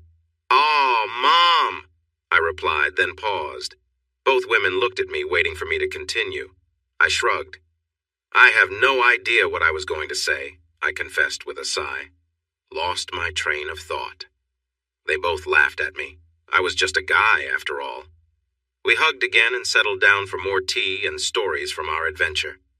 My mom and dad arrived the next afternoon, and Mr. Kincaid was expected soon. Sharon, Judy, and I went to the airport to meet them and brought them back to the Kincaid home. We settled my parents in one of the guest rooms. Sharon and I stayed in what used to be her bedroom. We spent about an hour getting comfortable and sharing some stories. Judy was excited to tell about the bear encounter, filling the room with laughter as she spoke. I had to step in a few times when Judy exaggerated a bit, but her storytelling was so entertaining that we let her continue. Judy and my mom, Leah, connected right away, and Sharon charmed my dad in no time. Mom glanced at me when she first met Sharon, and I could tell what she was thinking. The last she knew, I was ending things with a woman named Mercedes, and this was clearly not her. I knew I would have to explain that later. When Bruce Kincaid entered the room, I half expected a grand welcome. I could almost hear the imaginary fanfare in the background. Mr. Kincaid sent his assistants off on tasks and removed his coat before looking me in the eye. He shook my hand, then did the same with my parents, giving Sharon a warm hug. It was clear he cared for her. I had been wondering about that. After introductions and some general chatting, Sharon's dad invited more like commanded me to join him in his study, which was just down the hall from the living room. Sharon and I had talked about this and how we were going to handle it. When we came out, I was a bit unsettled by his confidence. He seemed to believe he alone could decide what would make his daughter happy. He was quite sure a pilot like me should not even consider being her husband. I sat back down beside Sharon and smiled at her. She returned my smile with one of her own bright expressions. I nodded. Everything had gone just as she had warned me it would. Kincaid went to a side table and poured himself a good amount of brandy into a glass. Then he settled into a comfortable leather chair next to the fireplace. "So how did it go?" Sharon asked loudly. "They offered me $250,000 to leave Anchorage on the next flight and never return," I replied. Kincaid looked surprised. I wasn't supposed to say that. "Daddy!" Sharon cried out. "You only offered him that much?" She covered her eyes with her hands, seeming to cry in disbelief. "I'm offended. Are you offended?" she asked, turning to me. She stopped pretending to be upset. "I am," I said seriously, nodding. "Daddy!" she complained, turning back to him. "How could you? Only $250,000. Don't you love me, Daddy?" She put on a sad face. "I'm worth much more than that. Daddy, you should offer Matt at least $10 million. $20 million. What were you thinking?" Kincaid looked stunned. He tried to regroup. Sharon would not let him recover. She stood up and walked over to him. Her expression showed she was serious. "Daddy, let's be clear about this. You can accept that I will be with my husband for the rest of our lives. Or you can have the Ice Bitch Princess back, making life difficult for you and your friends," she said firmly, pointing her finger at him. "What's it gonna be, Daddy?" she asked, looking him in the eye. Mr. Kincaid looked around at us. He was smart and realized his daughter had set this whole scene up. He understood she didn't plan to let me go. He knew I had been listening to his offer. Outmaneuvered, he gave in. "Welcome to the family, Matt," he said, lifting his glass toward me. "And good luck," he added, relaxing a bit and even smiling. Sharon returned to sit beside me, and I kissed her gently. "What?" she asked, confused. Sharon and I had an agreement. She was worried about her temper, thinking she lost control too often. To help her, I kissed her every time she held back a comment she wanted to make. She had just vented her feelings at her father, and a kiss wasn't meant to reward that. "You were provoked. A lot," I whispered. And you didn't hurt anyone. I kissed her again a couple of times. We smiled at each other. Besides, Daddy, Sharon said, looking at her father again, you'll want Matt here with me, and our newest grandchild. The room fell silent for a moment. I turned to her, surprised. You mean, you're... She nodded, smiling gently. We got our test results back this morning, remember? I nodded. Mine had a few pages yours didn't, she said. I'm 3 weeks pregnant. Oh my God, I gasped. Then I pulled her close and covered her in kisses. Why didn't you tell me? I whispered. I kept it to myself, just in case I needed it, Sharon replied softly. You know, if my dad wasn't being very understanding. I kissed her again. What's that? She asked. Just kisses for you today, I said. You defended me in our marriage, and now you're having our baby. You can't do anything wrong today, love. Then Sharon was pulled away by her mom and mine for hugs and congratulations. I got handshakes and well wishes from my dad and Bruce Kincaid, but no hugs. After the grandmothers were done with Sharon, I wrapped my arms around her and kissed her again. She held onto my neck and kissed me back. Once they finished, Judy sat on the arm of Bruce's chair. Do they remind you of anyone, you and me maybe? She asked Bruce while watching us. Bruce looked at us for a moment, then shrugged. Can't say they do, he replied. Judy elbowed him playfully in the ribs. He winced dramatically. I see where she gets it, I exclaimed. Everyone looked at me, confused. I'm always getting elbowed or pinched, I explained. Now I see she got it from her mom, I said with a grin. It brought a little laugh, easing the tension after a shaky start.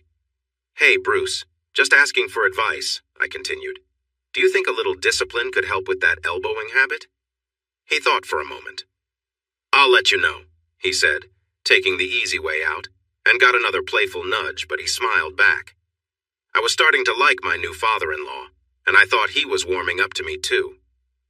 Dad had been looking outside, but as he walked back to his chair, I asked him, Hey, Dad, do you think a little discipline would work with Mom?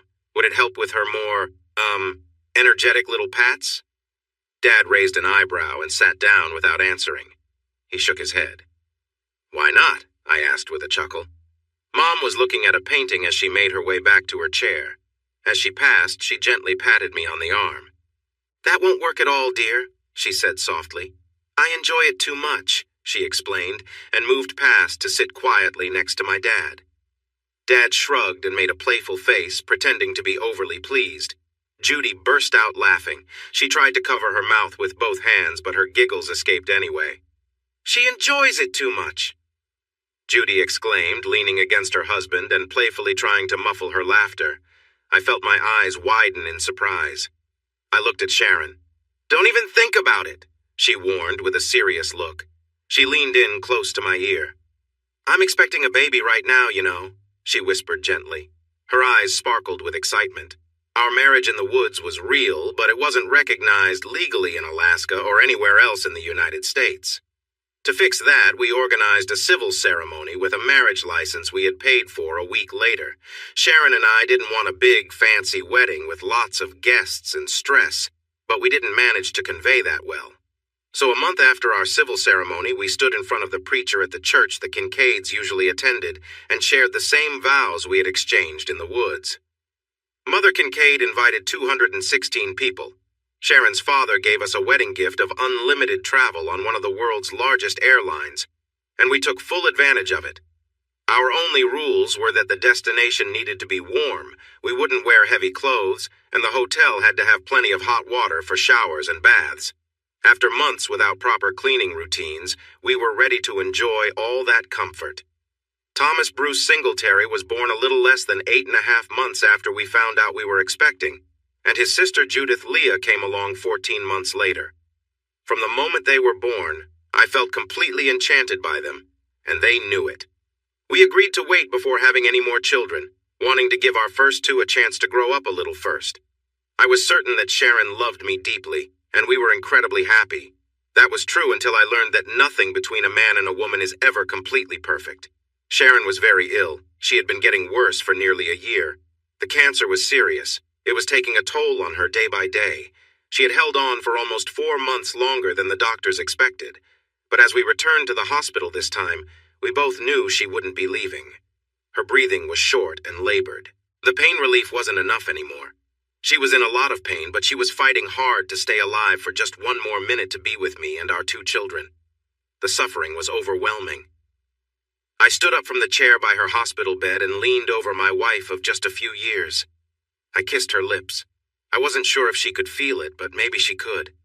For a moment, her breathing got steadier, then it turned into weak gasps.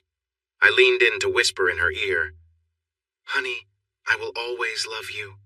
Our son and daughter know you love them, and they love you too. We will all love you forever. You don't need to fight anymore. It's time to rest. I will take care of Tommy and Judy, and they will take care of me. Please don't worry. We will be all right." I kissed her forehead and her lips again, stroking her thin arms and face as I stayed close. After a moment, she exhaled softly and didn't take another breath. The machines around her started to beep loudly, but I already knew what it meant. My Sharon was gone. With heavy heart, I stood tall and then bent forward to kiss her once more. I gently held her hand, then stepped away from the bed to let the doctor and nurses come in. I turned to face Sharon's parents. I hugged Judy and then Bruce. They stepped up to say goodbye to their youngest daughter. Through my tears, I looked for the door. I needed to find my son and daughter. I had to find a way to tell my 3-year-old girl and her 4-year-old brother that their mother would never hold them again, that she was with the angels now, watching over them forever.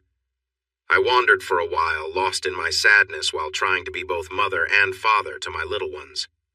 I had to help them through their grief while dealing with my own, trying not to let our sadness take over. I found myself feeling bitter towards Anchorage, and even Alaska itself. My in-laws lived there, and we had always gotten along well, but the memories were just too much places Sharon and I had visited, things we had done together.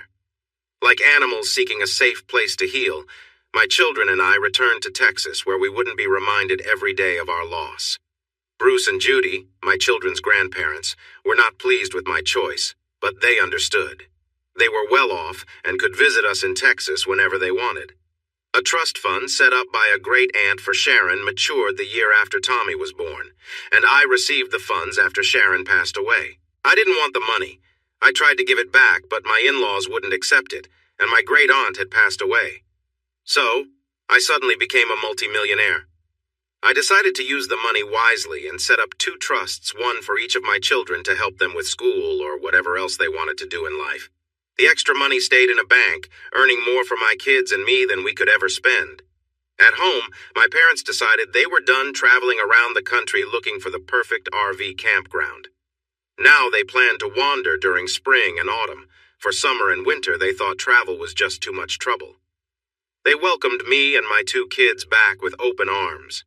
My parents already had a 2-bedroom house on the north side of the city and a little cabin in the hills.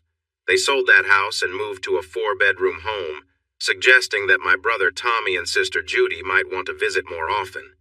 Mom and Dad were as happy as I had ever seen them. They got to spend time with their grandchildren and started enjoying spoiling them. They said that was their job as grandparents. I had just turned 36, but I wasn't worried about getting older. I didn't feel like time was slipping away from me. I had my son and daughter, and I was focused on taking care of them. My son Thomas was 5, and my daughter Judith was almost 4. Times had been tough after Sharon passed away. She had been sick for a long time, which felt like mourning even before her death. The kids didn't understand much about it, but they knew their mom wasn't in pain anymore, and that was something good. It didn't replace the loss, but it helped a little. I owned a business, or rather, I was a partner in one. I teamed up with Sharon's friend, Teresa Cunningham. We both had similar roles in the business world, and I asked her to join me after I left my father-in-law's company. Together, we created a consulting firm that looked at every part of other businesses and provided reports to help them improve. Teresa managed most of the daily activities, bringing me in only when major decisions or changes were needed. I had used some of the money from Sharon's trust to help start the business. I controlled 51% of the company, while Teresa and her husband Carl owned the other 49%.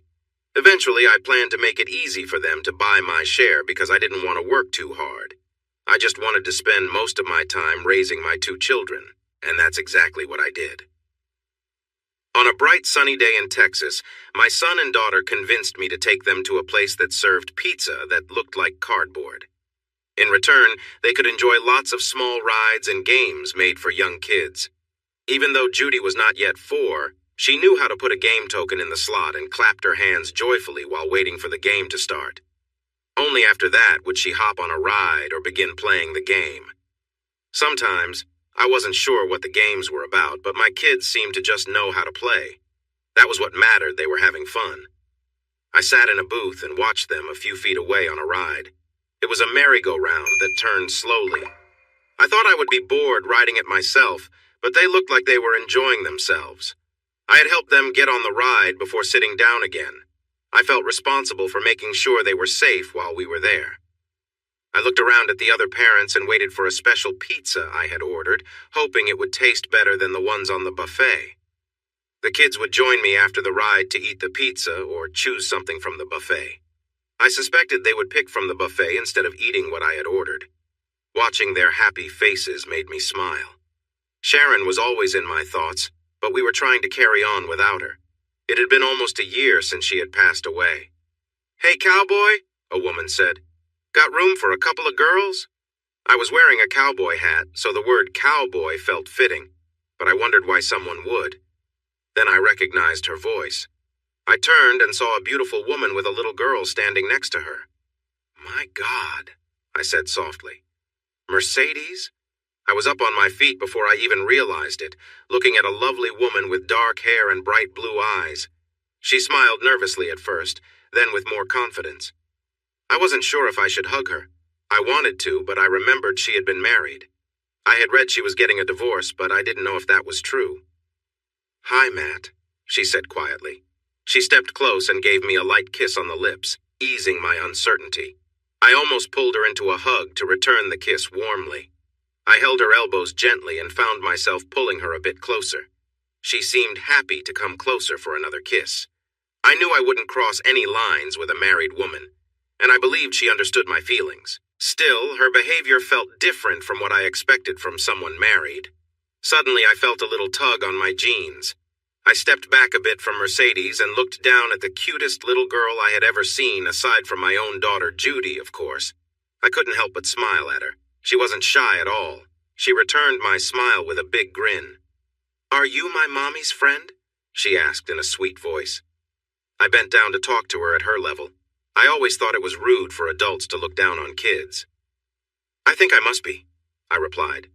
She had to be Mercedes' daughter, maybe even a younger version of her. "Are you my friend?" she asked. "Forever and ever," I said. The little girl beamed and scooted closer, rested her tiny hands on my shoulders, and gave me a kiss on the cheek. I could only return the hug and kiss. "What's your name, sweetie?" I asked. "Matea," she answered, "but you can call me Maddie." I was surprised. That was a cute version of my name. I looked up at Mercedes. She smiled and nodded. She had named her daughter after me. I was taken aback. Mercedes silently mouthed, "Later." To me, I definitely wanted to learn more about this. "How old are you, Maddie?" I asked. That was the second question all adults ask children they just met. "3," she quickly answered.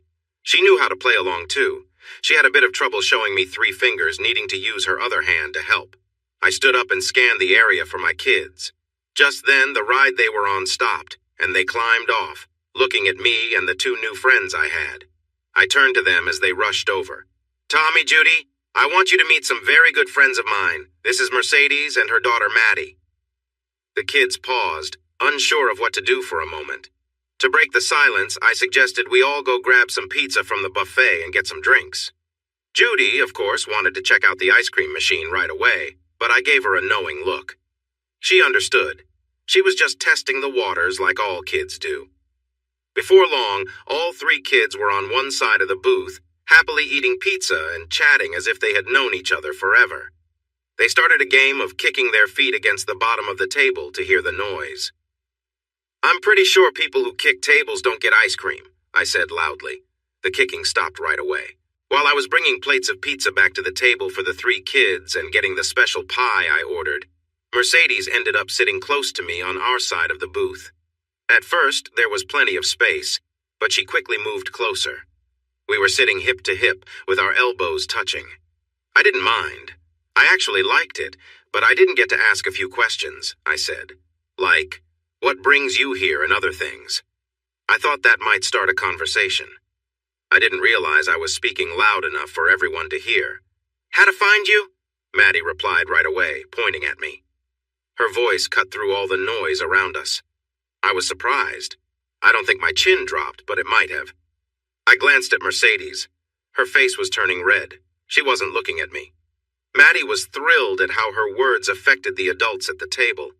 She smiled and repeated herself several times, moving around in her seat and making funny faces. My other kids joined in too. Shh, I said quietly. Eat your pizza, then we'll get some ice cream. Thank goodness for the magic of ice cream. They quieted down and took bites of their pizza. I looked at the still blushing Mercedes beside me, smiling at how cute the kids were.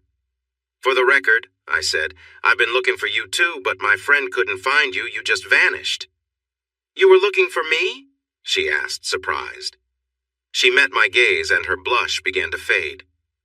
I heard you were getting a divorce, I said carefully. I didn't want to seem like I was stalking her. I tried to contact you but couldn't find a phone number or anything, so I hired someone to help. But he only got so far he lost track of you in Billings, Montana, I think. She smiled. Well, my uncle runs far, great Uncle Walter runs far, picked me up there and took me to his place in Wyoming. Maddie and I stayed with him and his girlfriend for a while because Reggie was being difficult. We needed to get away to a quieter place, she explained. It worked, I said, smiling back. The investigator I hired said it seemed like you disappeared completely. I'm really glad you came, I said. How long can you stay this time? Mercedes looked at me closely as if searching for something in my eyes. She leaned in closer and whispered, Until you tell us to leave. Instead of answering, I gently kissed her lips, taking my time but keeping it light. 3 pairs of curious eyes were watching us closely. What's that song? I asked. Until the 12th of never. A smile spread across my face. I kissed her again, then turned back to the kids who had been quietly watching us. They were busy eating the make-believe pizza. It was clear they really wanted ice cream and were trying their best to be good. Mercedes and I finished our pizza one-handed, her left hand holding my right under the table, and neither of us wanted to let go. Where are you staying? I asked. I was eager to move her and the kids to the ranch soon. I hadn't thought much about it. Mercedes might feel differently, but I hoped to convince her if she wasn't on board. Mercedes laughed and glanced out the window. We just arrived, Maddie and I, plus my investigator. We were heading to the hotel when we spotted your truck. He recognized it, and I told him to pull in here, she explained with another chuckle. He's waiting in his car with our bags in the trunk. I laughed too. Mercedes and I felt like kids again. It seemed rekindling our past romance might be easier than I thought. This felt really nice. Do you want to stay out on the ranch with us? I asked softly. You still have? I nodded. Sort of same place, new house, I clarified. Can Joe? His name is Joe Conway. Put our things in your truck? Mercedes asked, showing no hesitation about staying at my ranch. I took out my remote key and pointed it towards the big glass window. I unlocked the front and back doors, then the tailgate. I only have 2 child seats, I warned. Don't worry, I've got it covered, Mercedes replied with confidence. I brought Maddie's seat all the way from Cheyenne. She freed her right hand and pulled out her phone.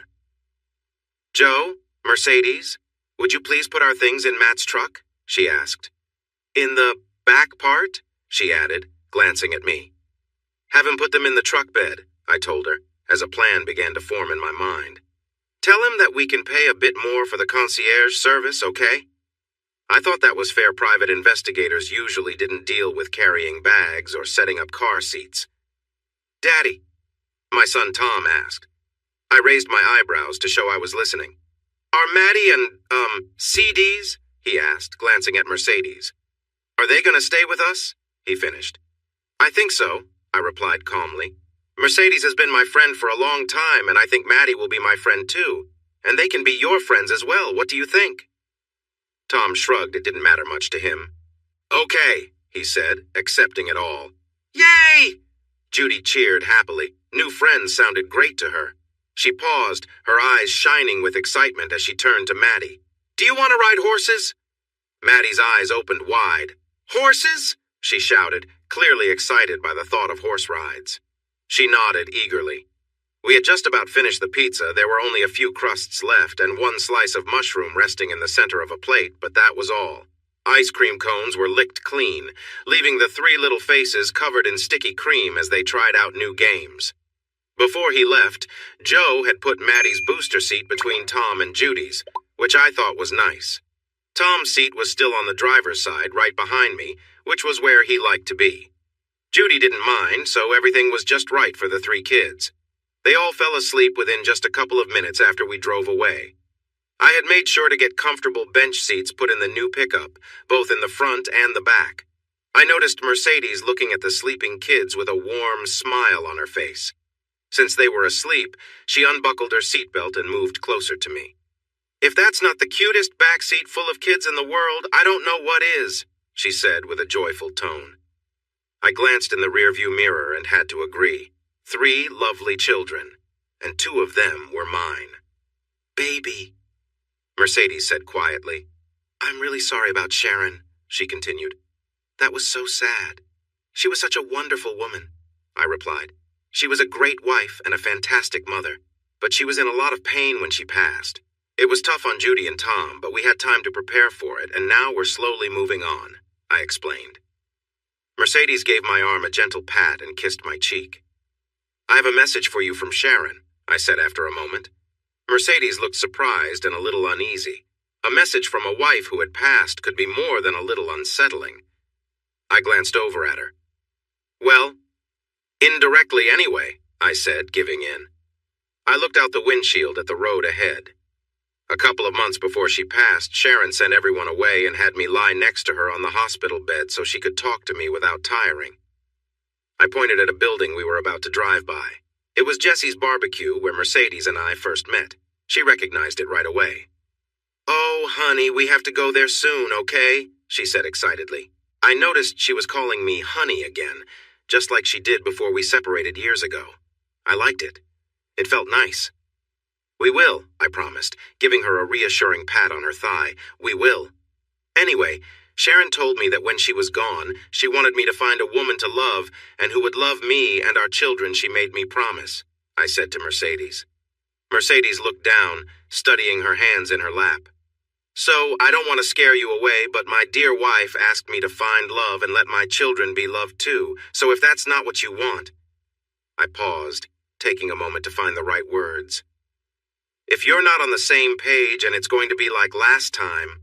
Stop there, Mercedes interrupted, pointing at a roadside park just ahead. I quickly braked and pulled in safely, making sure not to wake the kids. As we stopped, a cloud of Texas dust floated by the truck. Mercedes turned to me, threw her arms around my neck, and pressed her lips against mine. I want you, I love you, and I'm not going anywhere, she promised. I mean it. I'll be here with you until you tell me to leave. Do you understand, Matthew James? I kissed her back and wrapped my arms around her. You said the L word, I murmured. We didn't do that last time, even though I wanted to. I know, she replied softly. I wanted to too, but if we had, we wouldn't have been able to separate and do what we needed to do. My voice was low and filled with emotion. But this time, little dove that calls at morning, her Cheyenne name, I'm going to say it morning, noon, and night. So if you're not ready for... Just say it, she urged. I love you, I said without hesitation. I love you. I love you too, she replied sweetly, letting out a happy sigh as she rested her cheek on my shoulder. We stayed there for a few more minutes, sharing kisses in comfortable silence. I put the truck back in gear and we continued down the highway. We didn't say much as we drove. We didn't need to. Our relationship, which had been interrupted years before, felt like it had resumed right where it left off. We were incredibly at ease with each other and already making plans for the future. When we arrived home, all 3 kids were lively after their nap on the way back to the ranch. They wanted to do everything at once. When the horses by the corral whinnied, we knew what to do first. Mercedes and I took the 3 children down there, bringing a small bag of apples. The kids fed the other horses while I saddled 2 Shetland ponies I had for my children. I thought about getting another one for Maddie, and I told her that. She was so happy and gave me a big hug and lots of kisses. Judy rode her gentle pony around the paddock by herself. She had only been riding for a month and was very proud of it. I put Maddie in the saddle behind Tommy, and my son took his new friend for a long ride. 3-year-old Maddie held on tight to Tommy's waist while he guided his Shetland around. After a while, 5-year-old Tommy came back to where Mercedes and I were standing and asked us to move Maddie in front of him so she could see where they were going. She loved it. Tommy received a big hug and a kiss on the cheek for that. He wasn't sure how to respond to Maddie's kiss, but accepted it, just like he did with his little sister's kisses. He didn't return them, but he didn't mind. Soon the kids decided they wanted to go swimming. We unsaddled the ponies, gave them water, then brushed them before letting them go back to the pasture. I raced the kids back to the house and sent them upstairs to change into their swimsuits. I thought Mercedes might want to unpack their things while I watched the kids in the wading pool, but she had other plans. She opened one suitcase to get her and Maddie's swimsuits, and we all went to the pool. Mercedes and I watched as the 3 kids laughed and played in the sun and water. As the sun began to set, I started the grill and cooked a couple of steaks for myself and Mercedes, along with some chicken drumsticks for the kids. I also made baked potatoes and roasted some asparagus and other veggies to make sure we all ate healthy.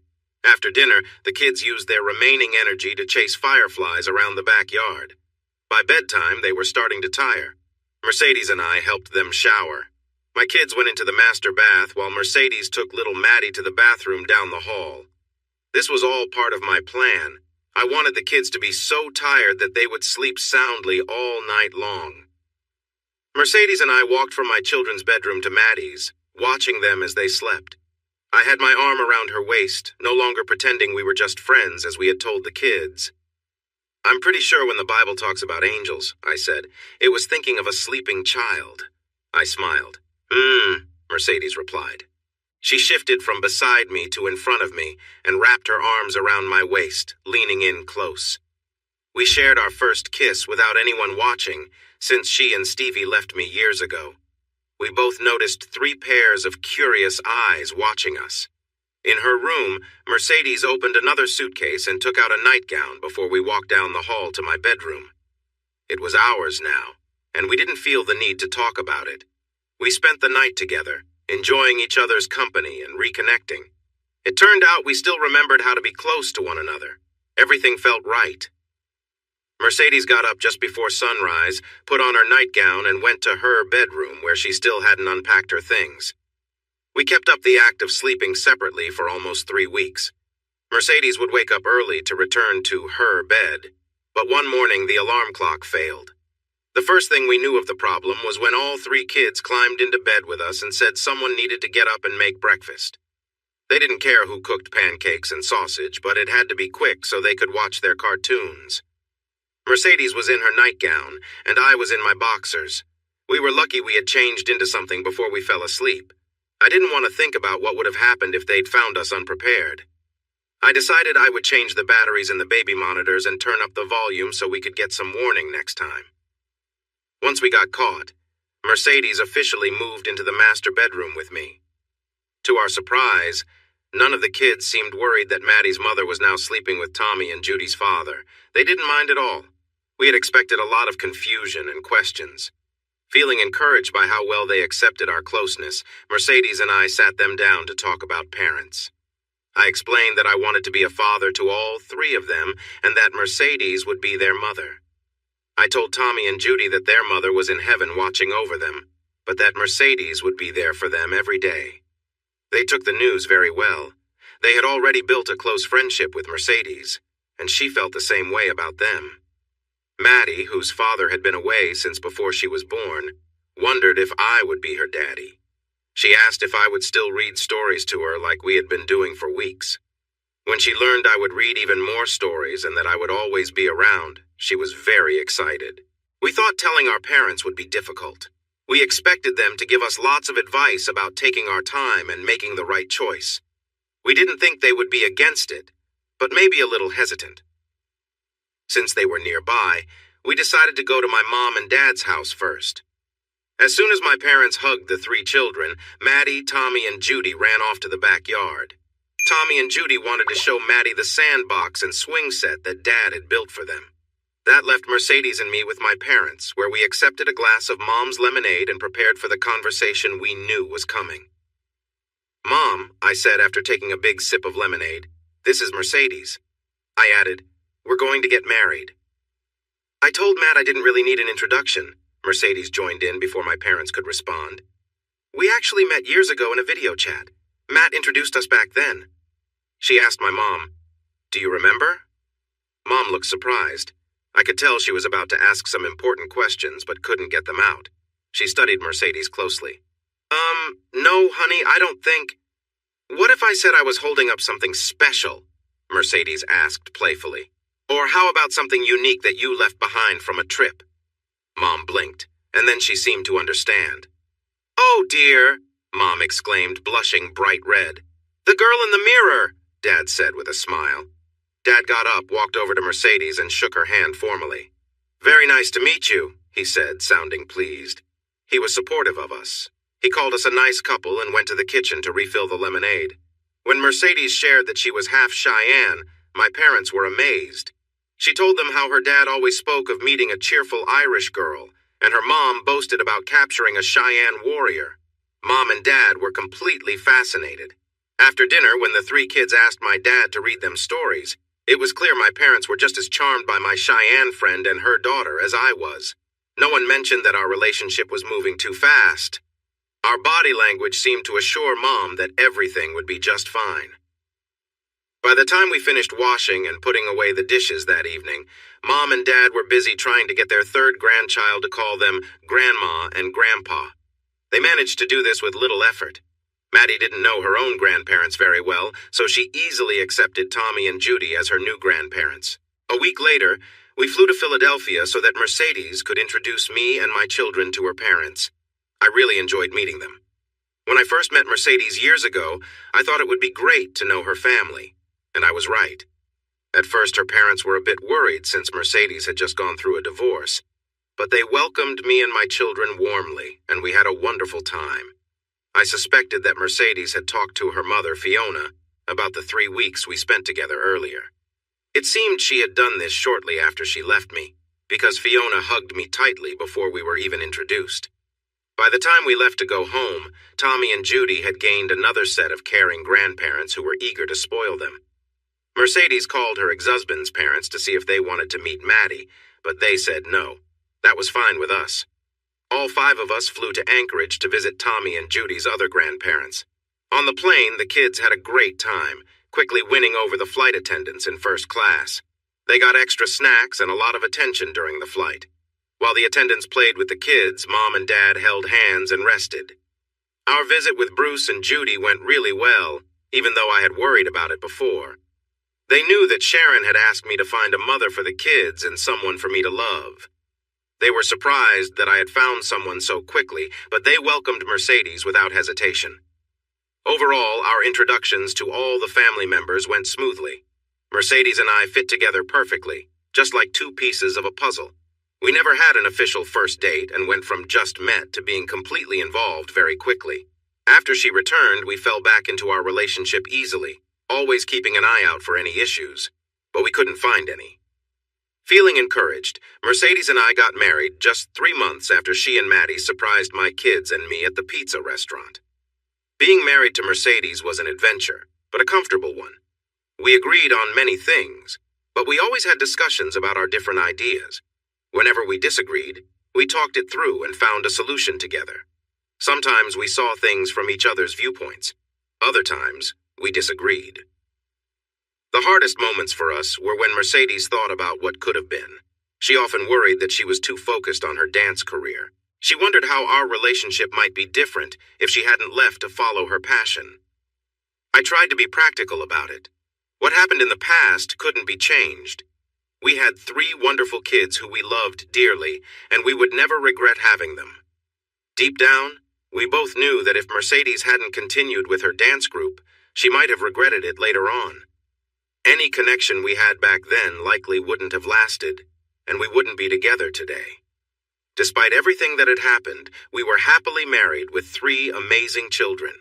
We shared a deep love for each other and enjoyed our blended family. We fit together well and took on our roles easily. Mercedes was the mom to our kids, and I was the dad. We worked together to set rules and boundaries in our family, showing our children what a loving relationship looks like every day. One way we kept our bond strong was by having date nights often. We were newlyweds after all. My parents, or Grandma and Grandpa, loved to have the kids over for sleepovers, sometimes for entire weekends. When they were busy, 2 sisters helped us by babysitting. A long time ago, I sold a horse named Ginger and another younger mare to 2 girls named Amber and Pamela who lived close by. Now in their late teens, they were perfect for watching our 3 little ones, and we paid them well for their help. During the week, the kids attended a nearby daycare. It was important to me, and I convinced Mercedes it was a good idea. The daycare was small and had a wonderful caregiver-to-child ratio, which meant there was plenty of attention for each child. We believed it was essential for our kids to meet and play with other children. From what Tommy, Judy, and Maddie told us, they had a great time there and learned how to get along and work with others. Things were settling down nicely. In fact, everything felt nearly perfect. The bank of TV monitors announced that the 3:18 flight from Philadelphia had arrived right on time. Mercedes and I stood by the carousel waiting for our luggage to appear.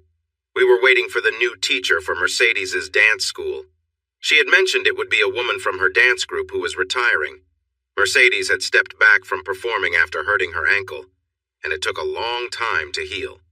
While her ankle improved, it was never strong enough for the tough demands of dancing on stage and all the practice that came with it. Now she enjoyed teaching and was really happy with it. I was lost in thought, watching passengers checking in for their flights down the long hallway. I wondered why most of them didn't use the kiosks around. It seemed strange to wait in line when they could just use the touchscreens. But that was up to them. "Hey, did someone say this is National Fly Naked Day?" a soft voice suddenly asked from behind me. I jumped slightly and turned around to see Stephanie, I said, surprised. "What are you doing here?" I quickly glanced at my wife, who was smirking a few steps away. I realized I had been tricked, but I would address that later when we were away from the busy airport. I turned back to Stephanie, took her hands in mine, and held her at arm's length. Time hadn't changed how attractive the blonde woman was. She caught the eye of not just men, but many women, too. "I should have guessed it was you," I said, feeling a bit foolish for not noticing sooner. A new dance instructor from Philadelphia? Of course, it made sense. "It's so nice to see you," I told Stephanie and kissed her cheek. "And who's this?" I asked, stepping back a bit. I noticed a little girl hiding behind Stephanie's leg, her skirt coming to mid-thigh. Clearly, Stephanie was still quite bold. "This is Daphne. Daphne, sweetie, can you say hello to Matt?" I bent down to be at her level and smiled.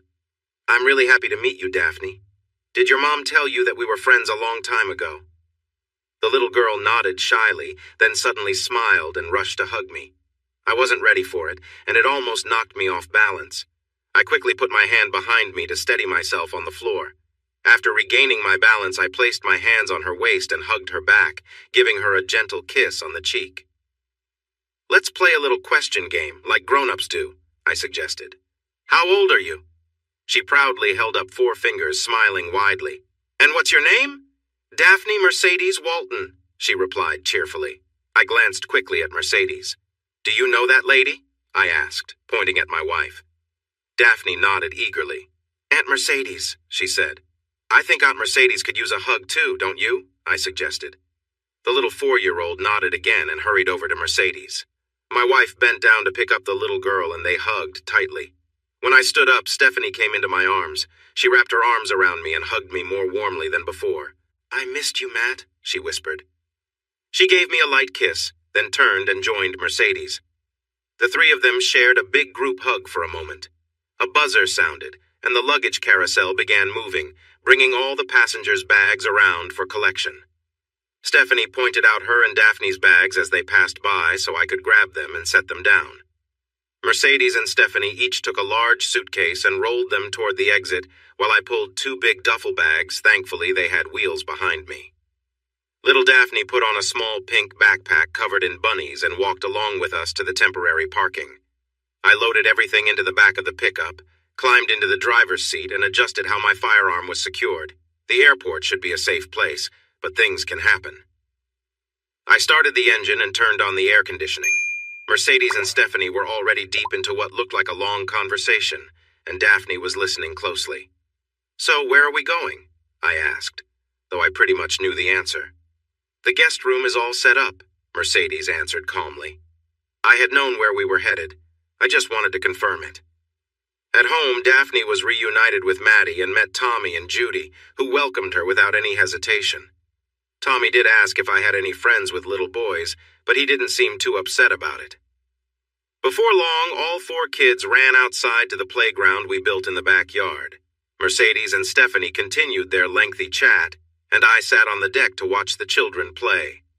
"Talk to me," I told Mercedes when I finally managed to get her attention. We were in bed and I had rolled her onto her back after a long moment of affection. "About Stephanie?" she asked innocently. "Yes, about Stephanie," I replied firmly. "What's going on?" "She needed a job. I had a job for her. She's like my little sister, you know that. I love her. I wanted her to work with me in the studio, and she agreed. She came down here, and I want her to live with us so I can have my sister around all the time, okay?" There was nothing aggressive in her explanation. It was clear she had thought this through. In truth, none of it caught me by surprise. "But the last time you brought Stephanie here, it felt like you wanted to pull us apart," I said clearly. "Why do you want to create distance between us now?" Mercedes laughed lightly. She didn't seem worried at all. She put her hands on the back of my neck and leaned in for a sweet kiss. "That didn't really work out back then, did it?" she said gently. "You and Stevie got along really well and we ended up like the 3 Musketeers, right?" Well, not exactly. The 3 of us had shared a close bond for 2 of the 3 weeks I was with Mercedes back then, an intense relationship that filled our days. I didn't remember Dumas writing about the Musketeers in such a way. I shifted uncomfortably in bed, and Mercedes wrapped her legs around mine, holding me in place. "Mercedes," I started, "we're married now, not single, and, well, we can't just—" I was glad that Stephanie wasn't here to cause trouble, but there were still some tricky feelings to work through. "Shh," Mercedes whispered softly in my ear. "Stevie came here to help me at the dance studio. I really care about her, and I want her close. She will be a good friend for you too, honey. She's not going to come between us, okay?" I didn't respond right away. Her words were sinking in, but I needed a moment to think. Mercedes moved closer and playfully adjusted her nightgown. In an unexpected moment, I found myself swept away. I didn't get the chance to ask anything more. It worked out. We found our rhythm again, creating a new version of our trio, but this time without the old ways. Mercedes and I were a typical married couple, and Stephanie was our guest. Well, she helped a lot around the house for a guest. We split up all the chores. Since we didn't have a working ranch, there wasn't much to do outside. I usually handled those tasks, but the women often joined me. Mercedes and Stephanie would leave every Monday, Wednesday, and Friday morning in Mercedes's SUV to teach adult classes at the dance studio. On Tuesday and Thursday afternoons, they held classes for children after school. I took care of breakfast for our 4 kids, getting them ready for daycare if I had to go into the office or dress them for a fun day at home. If the weather was nice, the kids loved to play outside in the morning. They liked to see me on the deck where I could watch them as they played. Sometimes they would ask me to join in and play different characters based on the current mood. After an early dinner on Tuesdays and Thursdays, I would take all 4 children in their dance outfits to the studio, where they would join classes with kids their age. Tommy was not very excited about the dance classes, but the 3 girls loved learning to dance with Mercedes and Stephanie. Tommy tolerated it and even seemed to have fun sometimes. We settled into a routine but kept things fresh and exciting. Our date nights with Mercedes often included Stephanie, and we would go out for dinner, dancing, concerts, or even a movie every now and then. We also got involved, even a little bit, with some local charities and community activities. We received an invitation to a ball at the home of Kyle Mulvane, which aimed to raise money for preserving local historical sites. The joke was that the Mulvanes owned a large part of the southwest side of the city and had plans to acquire more. They were seen as important figures in the city. I had one invitation, but managed to get another so Stephanie could join Mercedes and me. The event allowed for semi-formal attire. Mercedes and Stephanie wore lovely evening gowns. Mercedes chose a dress in a soft greenish-gray color that looked stunning on her. It had an elegant design that showed off her long, graceful leg. Stephanie wore a beautiful royal blue gown that suited her perfectly. It had a deep neckline that highlighted her features nicely, and a slit on the left side to showcase her leg. As for me, I was dressed in a black tuxedo jacket and pants with a white formal shirt, black bow tie, and a cummerbund paired with shiny boots. I felt good in my cummerbund, especially since it helped me conceal my sidearm, which I carried for safety. I had considered leaving my firearm at home, but it felt strange to be without it. I had my concealed carry permit for a long time and felt strongly about protecting myself and my family. One of the first things I did after moving back to Texas was to renew my permit. When we entered the venue, we attracted a lot of attention, mainly because the two women I was with looked stunning in their gowns. We drew even more attention when we began to dance. Mercedes and Stephanie loved to dance. They had performed professionally for years and now taught dance at their own studio in the city. They wanted me to enjoy dancing too. Before I met Mercedes and Stephanie, I knew a little about shuffling my feet and holding on to a pleasant partner while dancing. But when I spent time with them, they took my dancing to a new level. I often thought of myself as someone who wasn't very good at dancing, yet my two friends encouraged me to try harder the more we danced together. They had even created a new dance step made for two women and a man. I felt more like a prop, there to highlight Mercedes and Stephanie's dancing talents. They could have used a mannequin instead, but since I could actually move, they chose me instead. The dance we performed was based on a routine they had used while traveling with a performance group. We were always moving and close to each other. After practicing for months, I was finally starting to feel confident enough to enjoy holding each lady in my arms while we danced together. It was a lot of fun. Who wouldn't enjoy being in the middle of two lovely dancers? People seemed to enjoy watching us too. We attracted more attention the longer we danced. I hadn't noticed it, but we'd moved quite close to the small stage where the band played. When the song ended, I saw the band leader smiling at us and clapping silently, signaling me to look behind. When I turned around, I saw that we had created a clear space around us on the dance floor, and there was a nice round of applause for our performance. I bowed awkwardly. Mercedes and Stephanie curtsied and smiled. We walked off the dance floor toward the bar. It was fun, but dancing with them was quite a workout. The girls were greeted by a group of men and women at one end of the bar.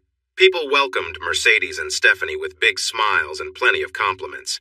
I decided to be helpful and went to the other end of the bar to get 2 glasses of white wine for them and a bottle of flavored water for myself.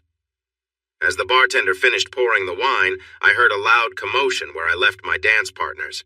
"Let's see them! You've been showing off all night, now let's go!"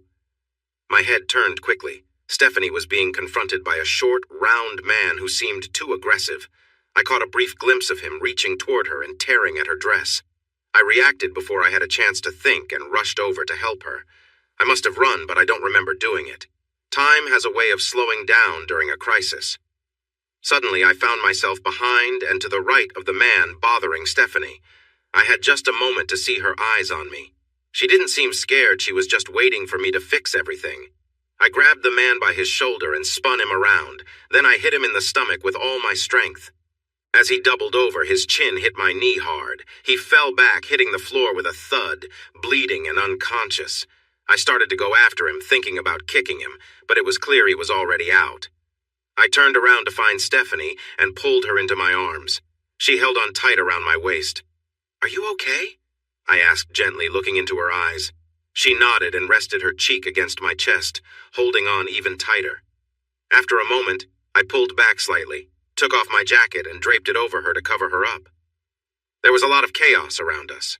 Some people were asking what had happened, while others were trying to explain. Not everyone had seen everything from the start, so the stories began to stray from the truth. I scanned the room for Mercedes. She was close by, looking worried. Mercedes held up her phone. Even in fancy places, everyone has their phones these days. "I got it all on video!" she shouted with excitement. "I filmed everything. That guy tried to hurt Stephanie right here, and I caught it all." Her voice cut through the noise and silenced the crowd for a moment. I nodded in agreement, turned Stephanie around, and caught Mercedes's eye. We began to move toward the stairs we had come up. Just a few steps from the first one, a very tall man in a tuxedo blocked our way. "Mr. Mulvane wants to see the lady's phone," he said calmly. He pointed to a man standing by a column. That was Mr. Mulvane, and he didn't look happy. His face showed he was anxious and angry. "No," I replied quickly, but I didn't feel aggressive. "I'm not doing that." I tried to get past the big guy on my right, but he pushed his hand against my chest to stop me. He looked at Mercedes and made a gesture asking for something while keeping me in place. When I moved, his other hand grabbed my shoulder tightly. "Look down!" I said in a low, angry voice. I was not happy at all. He ignored me, thinking he was in charge. I pressed the gun I had taken from its holster against his stomach. "Look down!" I warned him. Finally, he looked down and realized things had changed. He wasn't in control anymore. My finger was resting on the trigger, ready to pull. Glocks have a safety built into the trigger, and I had already disengaged it. If I squeezed even a little more, it would fire. "It's aimed upward," I said in a calm tone. "If I start shooting, I could hit you right in the heart. Do you understand?" He nodded and slowly raised his hands to show they were empty. "Do you have a weapon?" I asked. He nodded. "It's small at my back," he explained. "Take it out," I said. "Slowly. Just your left hand. Use your thumb and finger only." He followed my instructions carefully. I reached over with my left hand and took the gun from his relaxed grip. I stepped back a few feet, keeping my weapon aimed at him the whole time. I noticed some people behind me gasp. It was clear to them now that I had a gun pointed at the big guy. "Get on your belly," I ordered. He did so right away. "Stephanie, Mercedes." I signaled for the two women to move to my left and lowered my arm so my gun was pointed down. I made sure my finger was safely alongside the gun's frame. In no time, the three of us moved up the steps, across the lobby, and out the door. I left the bodyguard's gun on a table as we walked by. An unsuspecting valet brought our SUV to the front, and we drove away quietly. After that, things went smoothly. No one tried to stop us. A few police cars rushed past us a couple of miles down the road, but they didn't notice us at all. Our trip to McReady Airfield continued without any problems. I had owned the airfield for almost a year, but I kept its original name. Many of our weekend visitors, who were my best customers, recognized this place by its old name. They used it because they were familiar with it. Shortly after we arrived, our SUV was parked next to the hangar, and we boarded the twin-engine Cessna that had brought us to the city. I started the takeoff while Mercedes and Stephanie were still fastening their seatbelts. 42 minutes after taking off, we landed, secured the plane, and a little later we were safely back in our ranch house.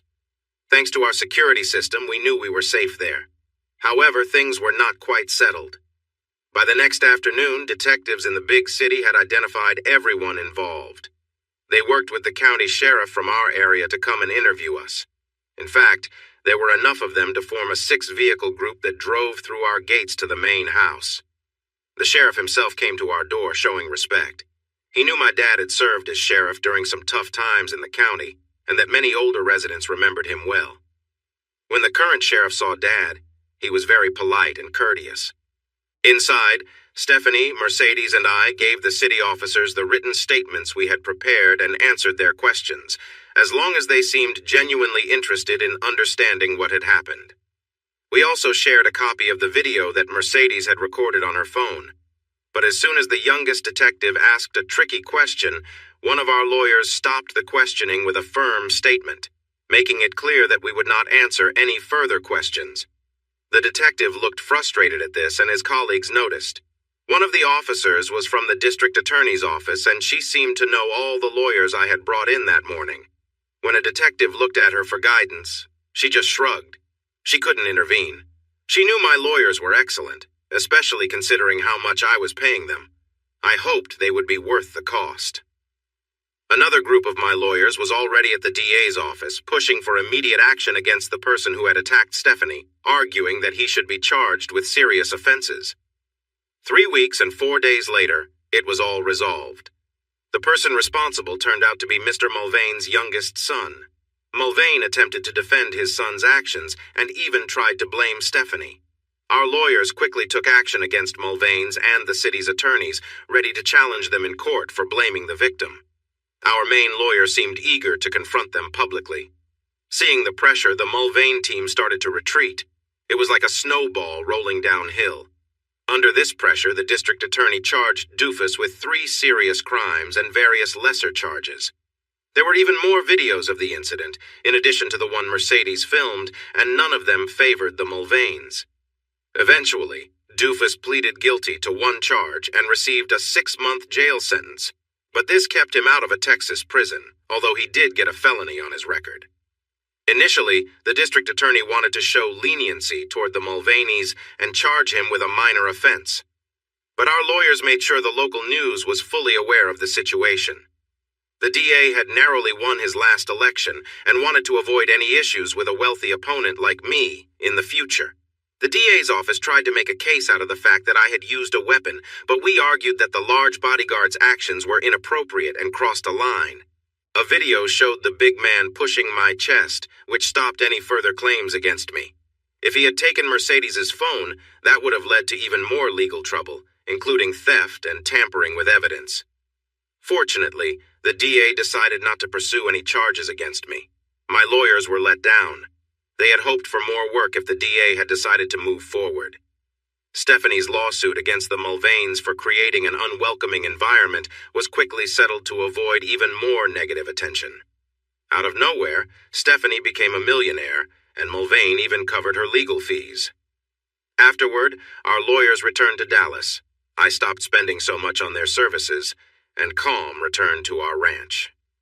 I foolishly thought things would stay like that. A few weeks later, my parents came by to take all 4 kids. Stephanie's little girl, Daphne, was welcomed as one of my parents' grandchildren. They were heading out for a long weekend camping trip in my parents' big RV. I didn't think staying in a comfortable RV counted as camping, but everyone has their own idea of fun. Based on a video call we had earlier that evening, the kids were all enjoying themselves. Mom and Dad couldn't stop smiling. Having 4 grandkids all to themselves without the parents around was Mom and Dad's perfect dream. I was in bed, and since Mercedes wasn't with me, I was looking through the cable provider's movie channel lists for films to save and watch later. I was enjoying some quiet time without worrying about any child-related emergencies that might come up unexpectedly. The hallway door opened and Mercedes walked in. She surprised me. I thought she was in the bathroom and would come into the bedroom that way. I was even more surprised when Stephanie stepped into the room right after my wife. Both women were wearing sheer black robes that didn't hide much.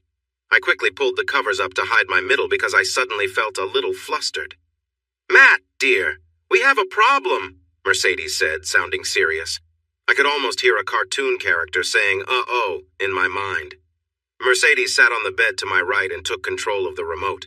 Stephanie sat on my left but kept some distance between us, looking beautiful and confident. Mercedes started the DVD player, scrolled through some options, and selected a clip named Stephanie. It seemed like she had it ready to go. "Watch this," Mercedes insisted. It was the video from the Mulvane incident, which I was familiar with. I watched as a guy acted foolishly around Stephanie and then reached for her gown, tearing it down. Stephanie's reaction was one of surprise rather than fear, even though others nearby surely reacted loudly. Suddenly, I appeared from the side, grabbed the guy, and pushed him away quickly. I felt good about how I handled it, using enough strength to protect Stephanie but holding back my anger. All my lawyers agreed it was the right move. It kept things clear, so I wouldn't face any trouble from the authorities. The clip ended with me putting my jacket around Stephanie to cover her. "Did you see it?" Mercedes asked, full of emotion. I wasn't sure what she meant other than the obvious. "I've seen it before, yes," I replied, unsure of her point. Mercedes started the video again. "Look closely, Matt. Watch Stephanie's face. Watch her eyes." I followed her advice as she played the clip slowly. I didn't notice much I hadn't seen before. I shrugged, wanting to contribute to the conversation, but I felt like I was losing the chance to speak up. I wasn't sure what my wife wanted me to see. Mercedes climbed up onto the bed and I made space for her, shifting under the blanket closer to Stephanie, who stayed on top of it and safe. My wife pointed the remote at the player and replayed the video in slow motion. "Do you see?" Mercedes almost whispered. "Our Steffi isn't afraid of that guy she's looking at you coming to help her. See?" That seemed to be true. Stevie wasn't focused on the strange man. She seemed to be looking at me as I came into view. She didn't even flinch while I stepped in. When I turned back to her, she just looked up at me, wrapped her arms around me, and rested her face against my chest. Mercedes rewound the tape to where Stephanie was gazing up at me and paused it. She leaned over and kissed me gently. "Honey," she said softly. "Steffi wasn't scared. She knew her hero was coming to save her. And you did." She paused for a moment. "See how she looks at you. You can tell my sister has feelings for you, and you know it." I took a deep breath. I couldn't deny what Mercedes said. "And here's what Mrs. Stanley caught on her phone," Mercedes added, anticipating any defense I might have. She played another short clip that showed me quickly taking off my jacket and putting it around Stephanie to comfort her. When it ended, Mercedes backed it up to my face, looking down at Stephanie. "And darling," Mercedes murmured, "you care for her too?" I didn't know what to say. What she said was true, although I had been trying to convince myself otherwise for a while. I couldn't argue with what Mercedes was telling me. The video spoke for itself. "Honey," I started in a shaky voice. "I would never—" I stopped, looking at Stephanie. I didn't want to hurt her feelings, but I needed to reassure my wife. "Sweetheart," I tried again, "I could never betray you. I wouldn't do that to you." While I was sorting through my thoughts, Mercedes had turned off the DVD player and dimmed the lights to a warm glow. Then she stood up and let her robe slide down to the floor. I noticed movement on my left. Stephanie was also letting her robe fall and was smiling at me as she did. Both women slipped under the blanket and cuddled close. Stephanie rested her head on my shoulder while Mercedes snuggled next to me and propped herself up on her elbow. "Sweetheart," she whispered gently, "I know you would never betray me." "You don't have to worry, Matt," Mercedes said gently. "But—" I started, hesitating. "Shh, I know," she replied, giving me a comforting pat on the shoulder. Both women gave me a light, friendly kiss on the cheek. "Look, Matt," Mercedes continued calmly. "There's no betrayal here, no secrets, no sneaking around. Everything's right here, open for all of us." Stephanie leaned over, resting on her elbow, and gave me a warm, reassuring kiss. "I love you, Matt," she said quietly. "I have for a long time, and I always will." "You see?" Mercedes added softly. "She cares about you, and I care about her, and you care about both of us, right?" "I do," I said, taking a deep breath. "But since you were part of Stephanie's journey, we just need to make things right. You see that, don't you?" Mercedes continued. How did I protested, surprised. I hadn't realized my part in all of this." "Because he wasn't you," Stephanie said softly. "And I think I was looking for you all along without realizing it. I didn't mean for things to happen as they did, but here we are now, and I know we'll be happier together." I listened, letting her words sink in. It was clear that both Mercedes and Stephanie meant what they said. "But do you know how complicated this is going to be?" I sighed. They didn't seem too worried, and I had to admit I felt a bit of relief. "Yep," Mercedes replied cheerfully from one side. "We'll figure it out," Stephanie added from the other. "It'll be great." And for the most part, it was. We each had our own strong personalities, which sometimes led to disagreements, but we promised each other to always talk things through and never let issues build up. We agreed to resolve things, no matter how long it took, before calling it a night. We shared our lives openly and respectfully, and we grew closer as we continued on our journey together. Each day brought a new understanding, and while there were challenges, we faced them as a team, finding joy and strength in our connection. When we wanted to spend some quality time together, we made sure to find ways to do it often. We decided that the three of us needed more time with each other than a typical couple. To manage this, we frequently asked my parents or local teenagers to watch over the 4 kids. My parents loved all the kids and enjoyed seeing them as much as they could. Whenever my parents needed a break or had other plans, we would call on Amber and Pamela to help with babysitting. They were happy to help and were well compensated for their time. After Pam went to college and Amber married a local guy, They recommended other babysitters who could watch the kids overnight or on weekends. There were always plenty of sitters available in the area, and we used them often. Before the oldest kids started school, I adopted Maddie and Daphne. Maddie was named after me.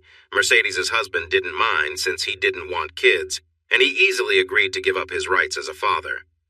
Daphne's ex also agreed to do the same since he met someone else and wanted to focus on their family. He couldn't afford to visit Daphne regularly, and their relationship faded away. I was surprised when Stevie and Mercedes decided they wanted more children. I thought 4 was enough, but they convinced me otherwise.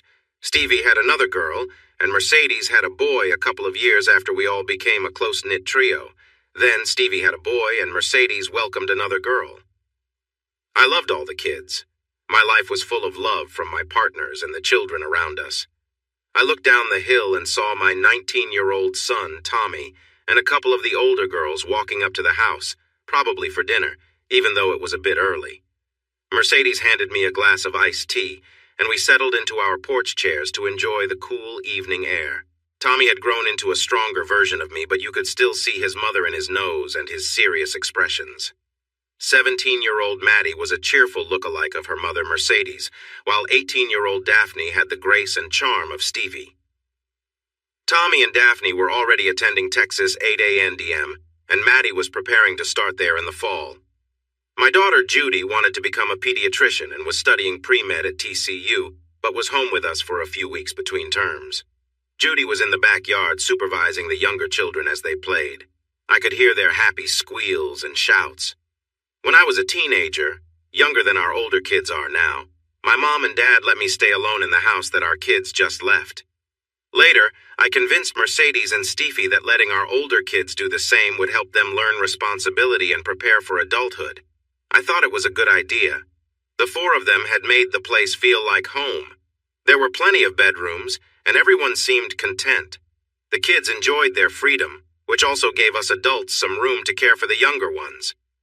I appreciated not having to listen to the latest music that I found hard to understand. I watched Tommy, Daphne, and Maddie walk steadily up the path toward us. The area where I used to train was now just an open field. Tommy and the 2 girls were linked together as they stopped. Tommy and Maddie looked at each other closely. Maddie wrapped her arms around Tommy's neck and gave him a kiss.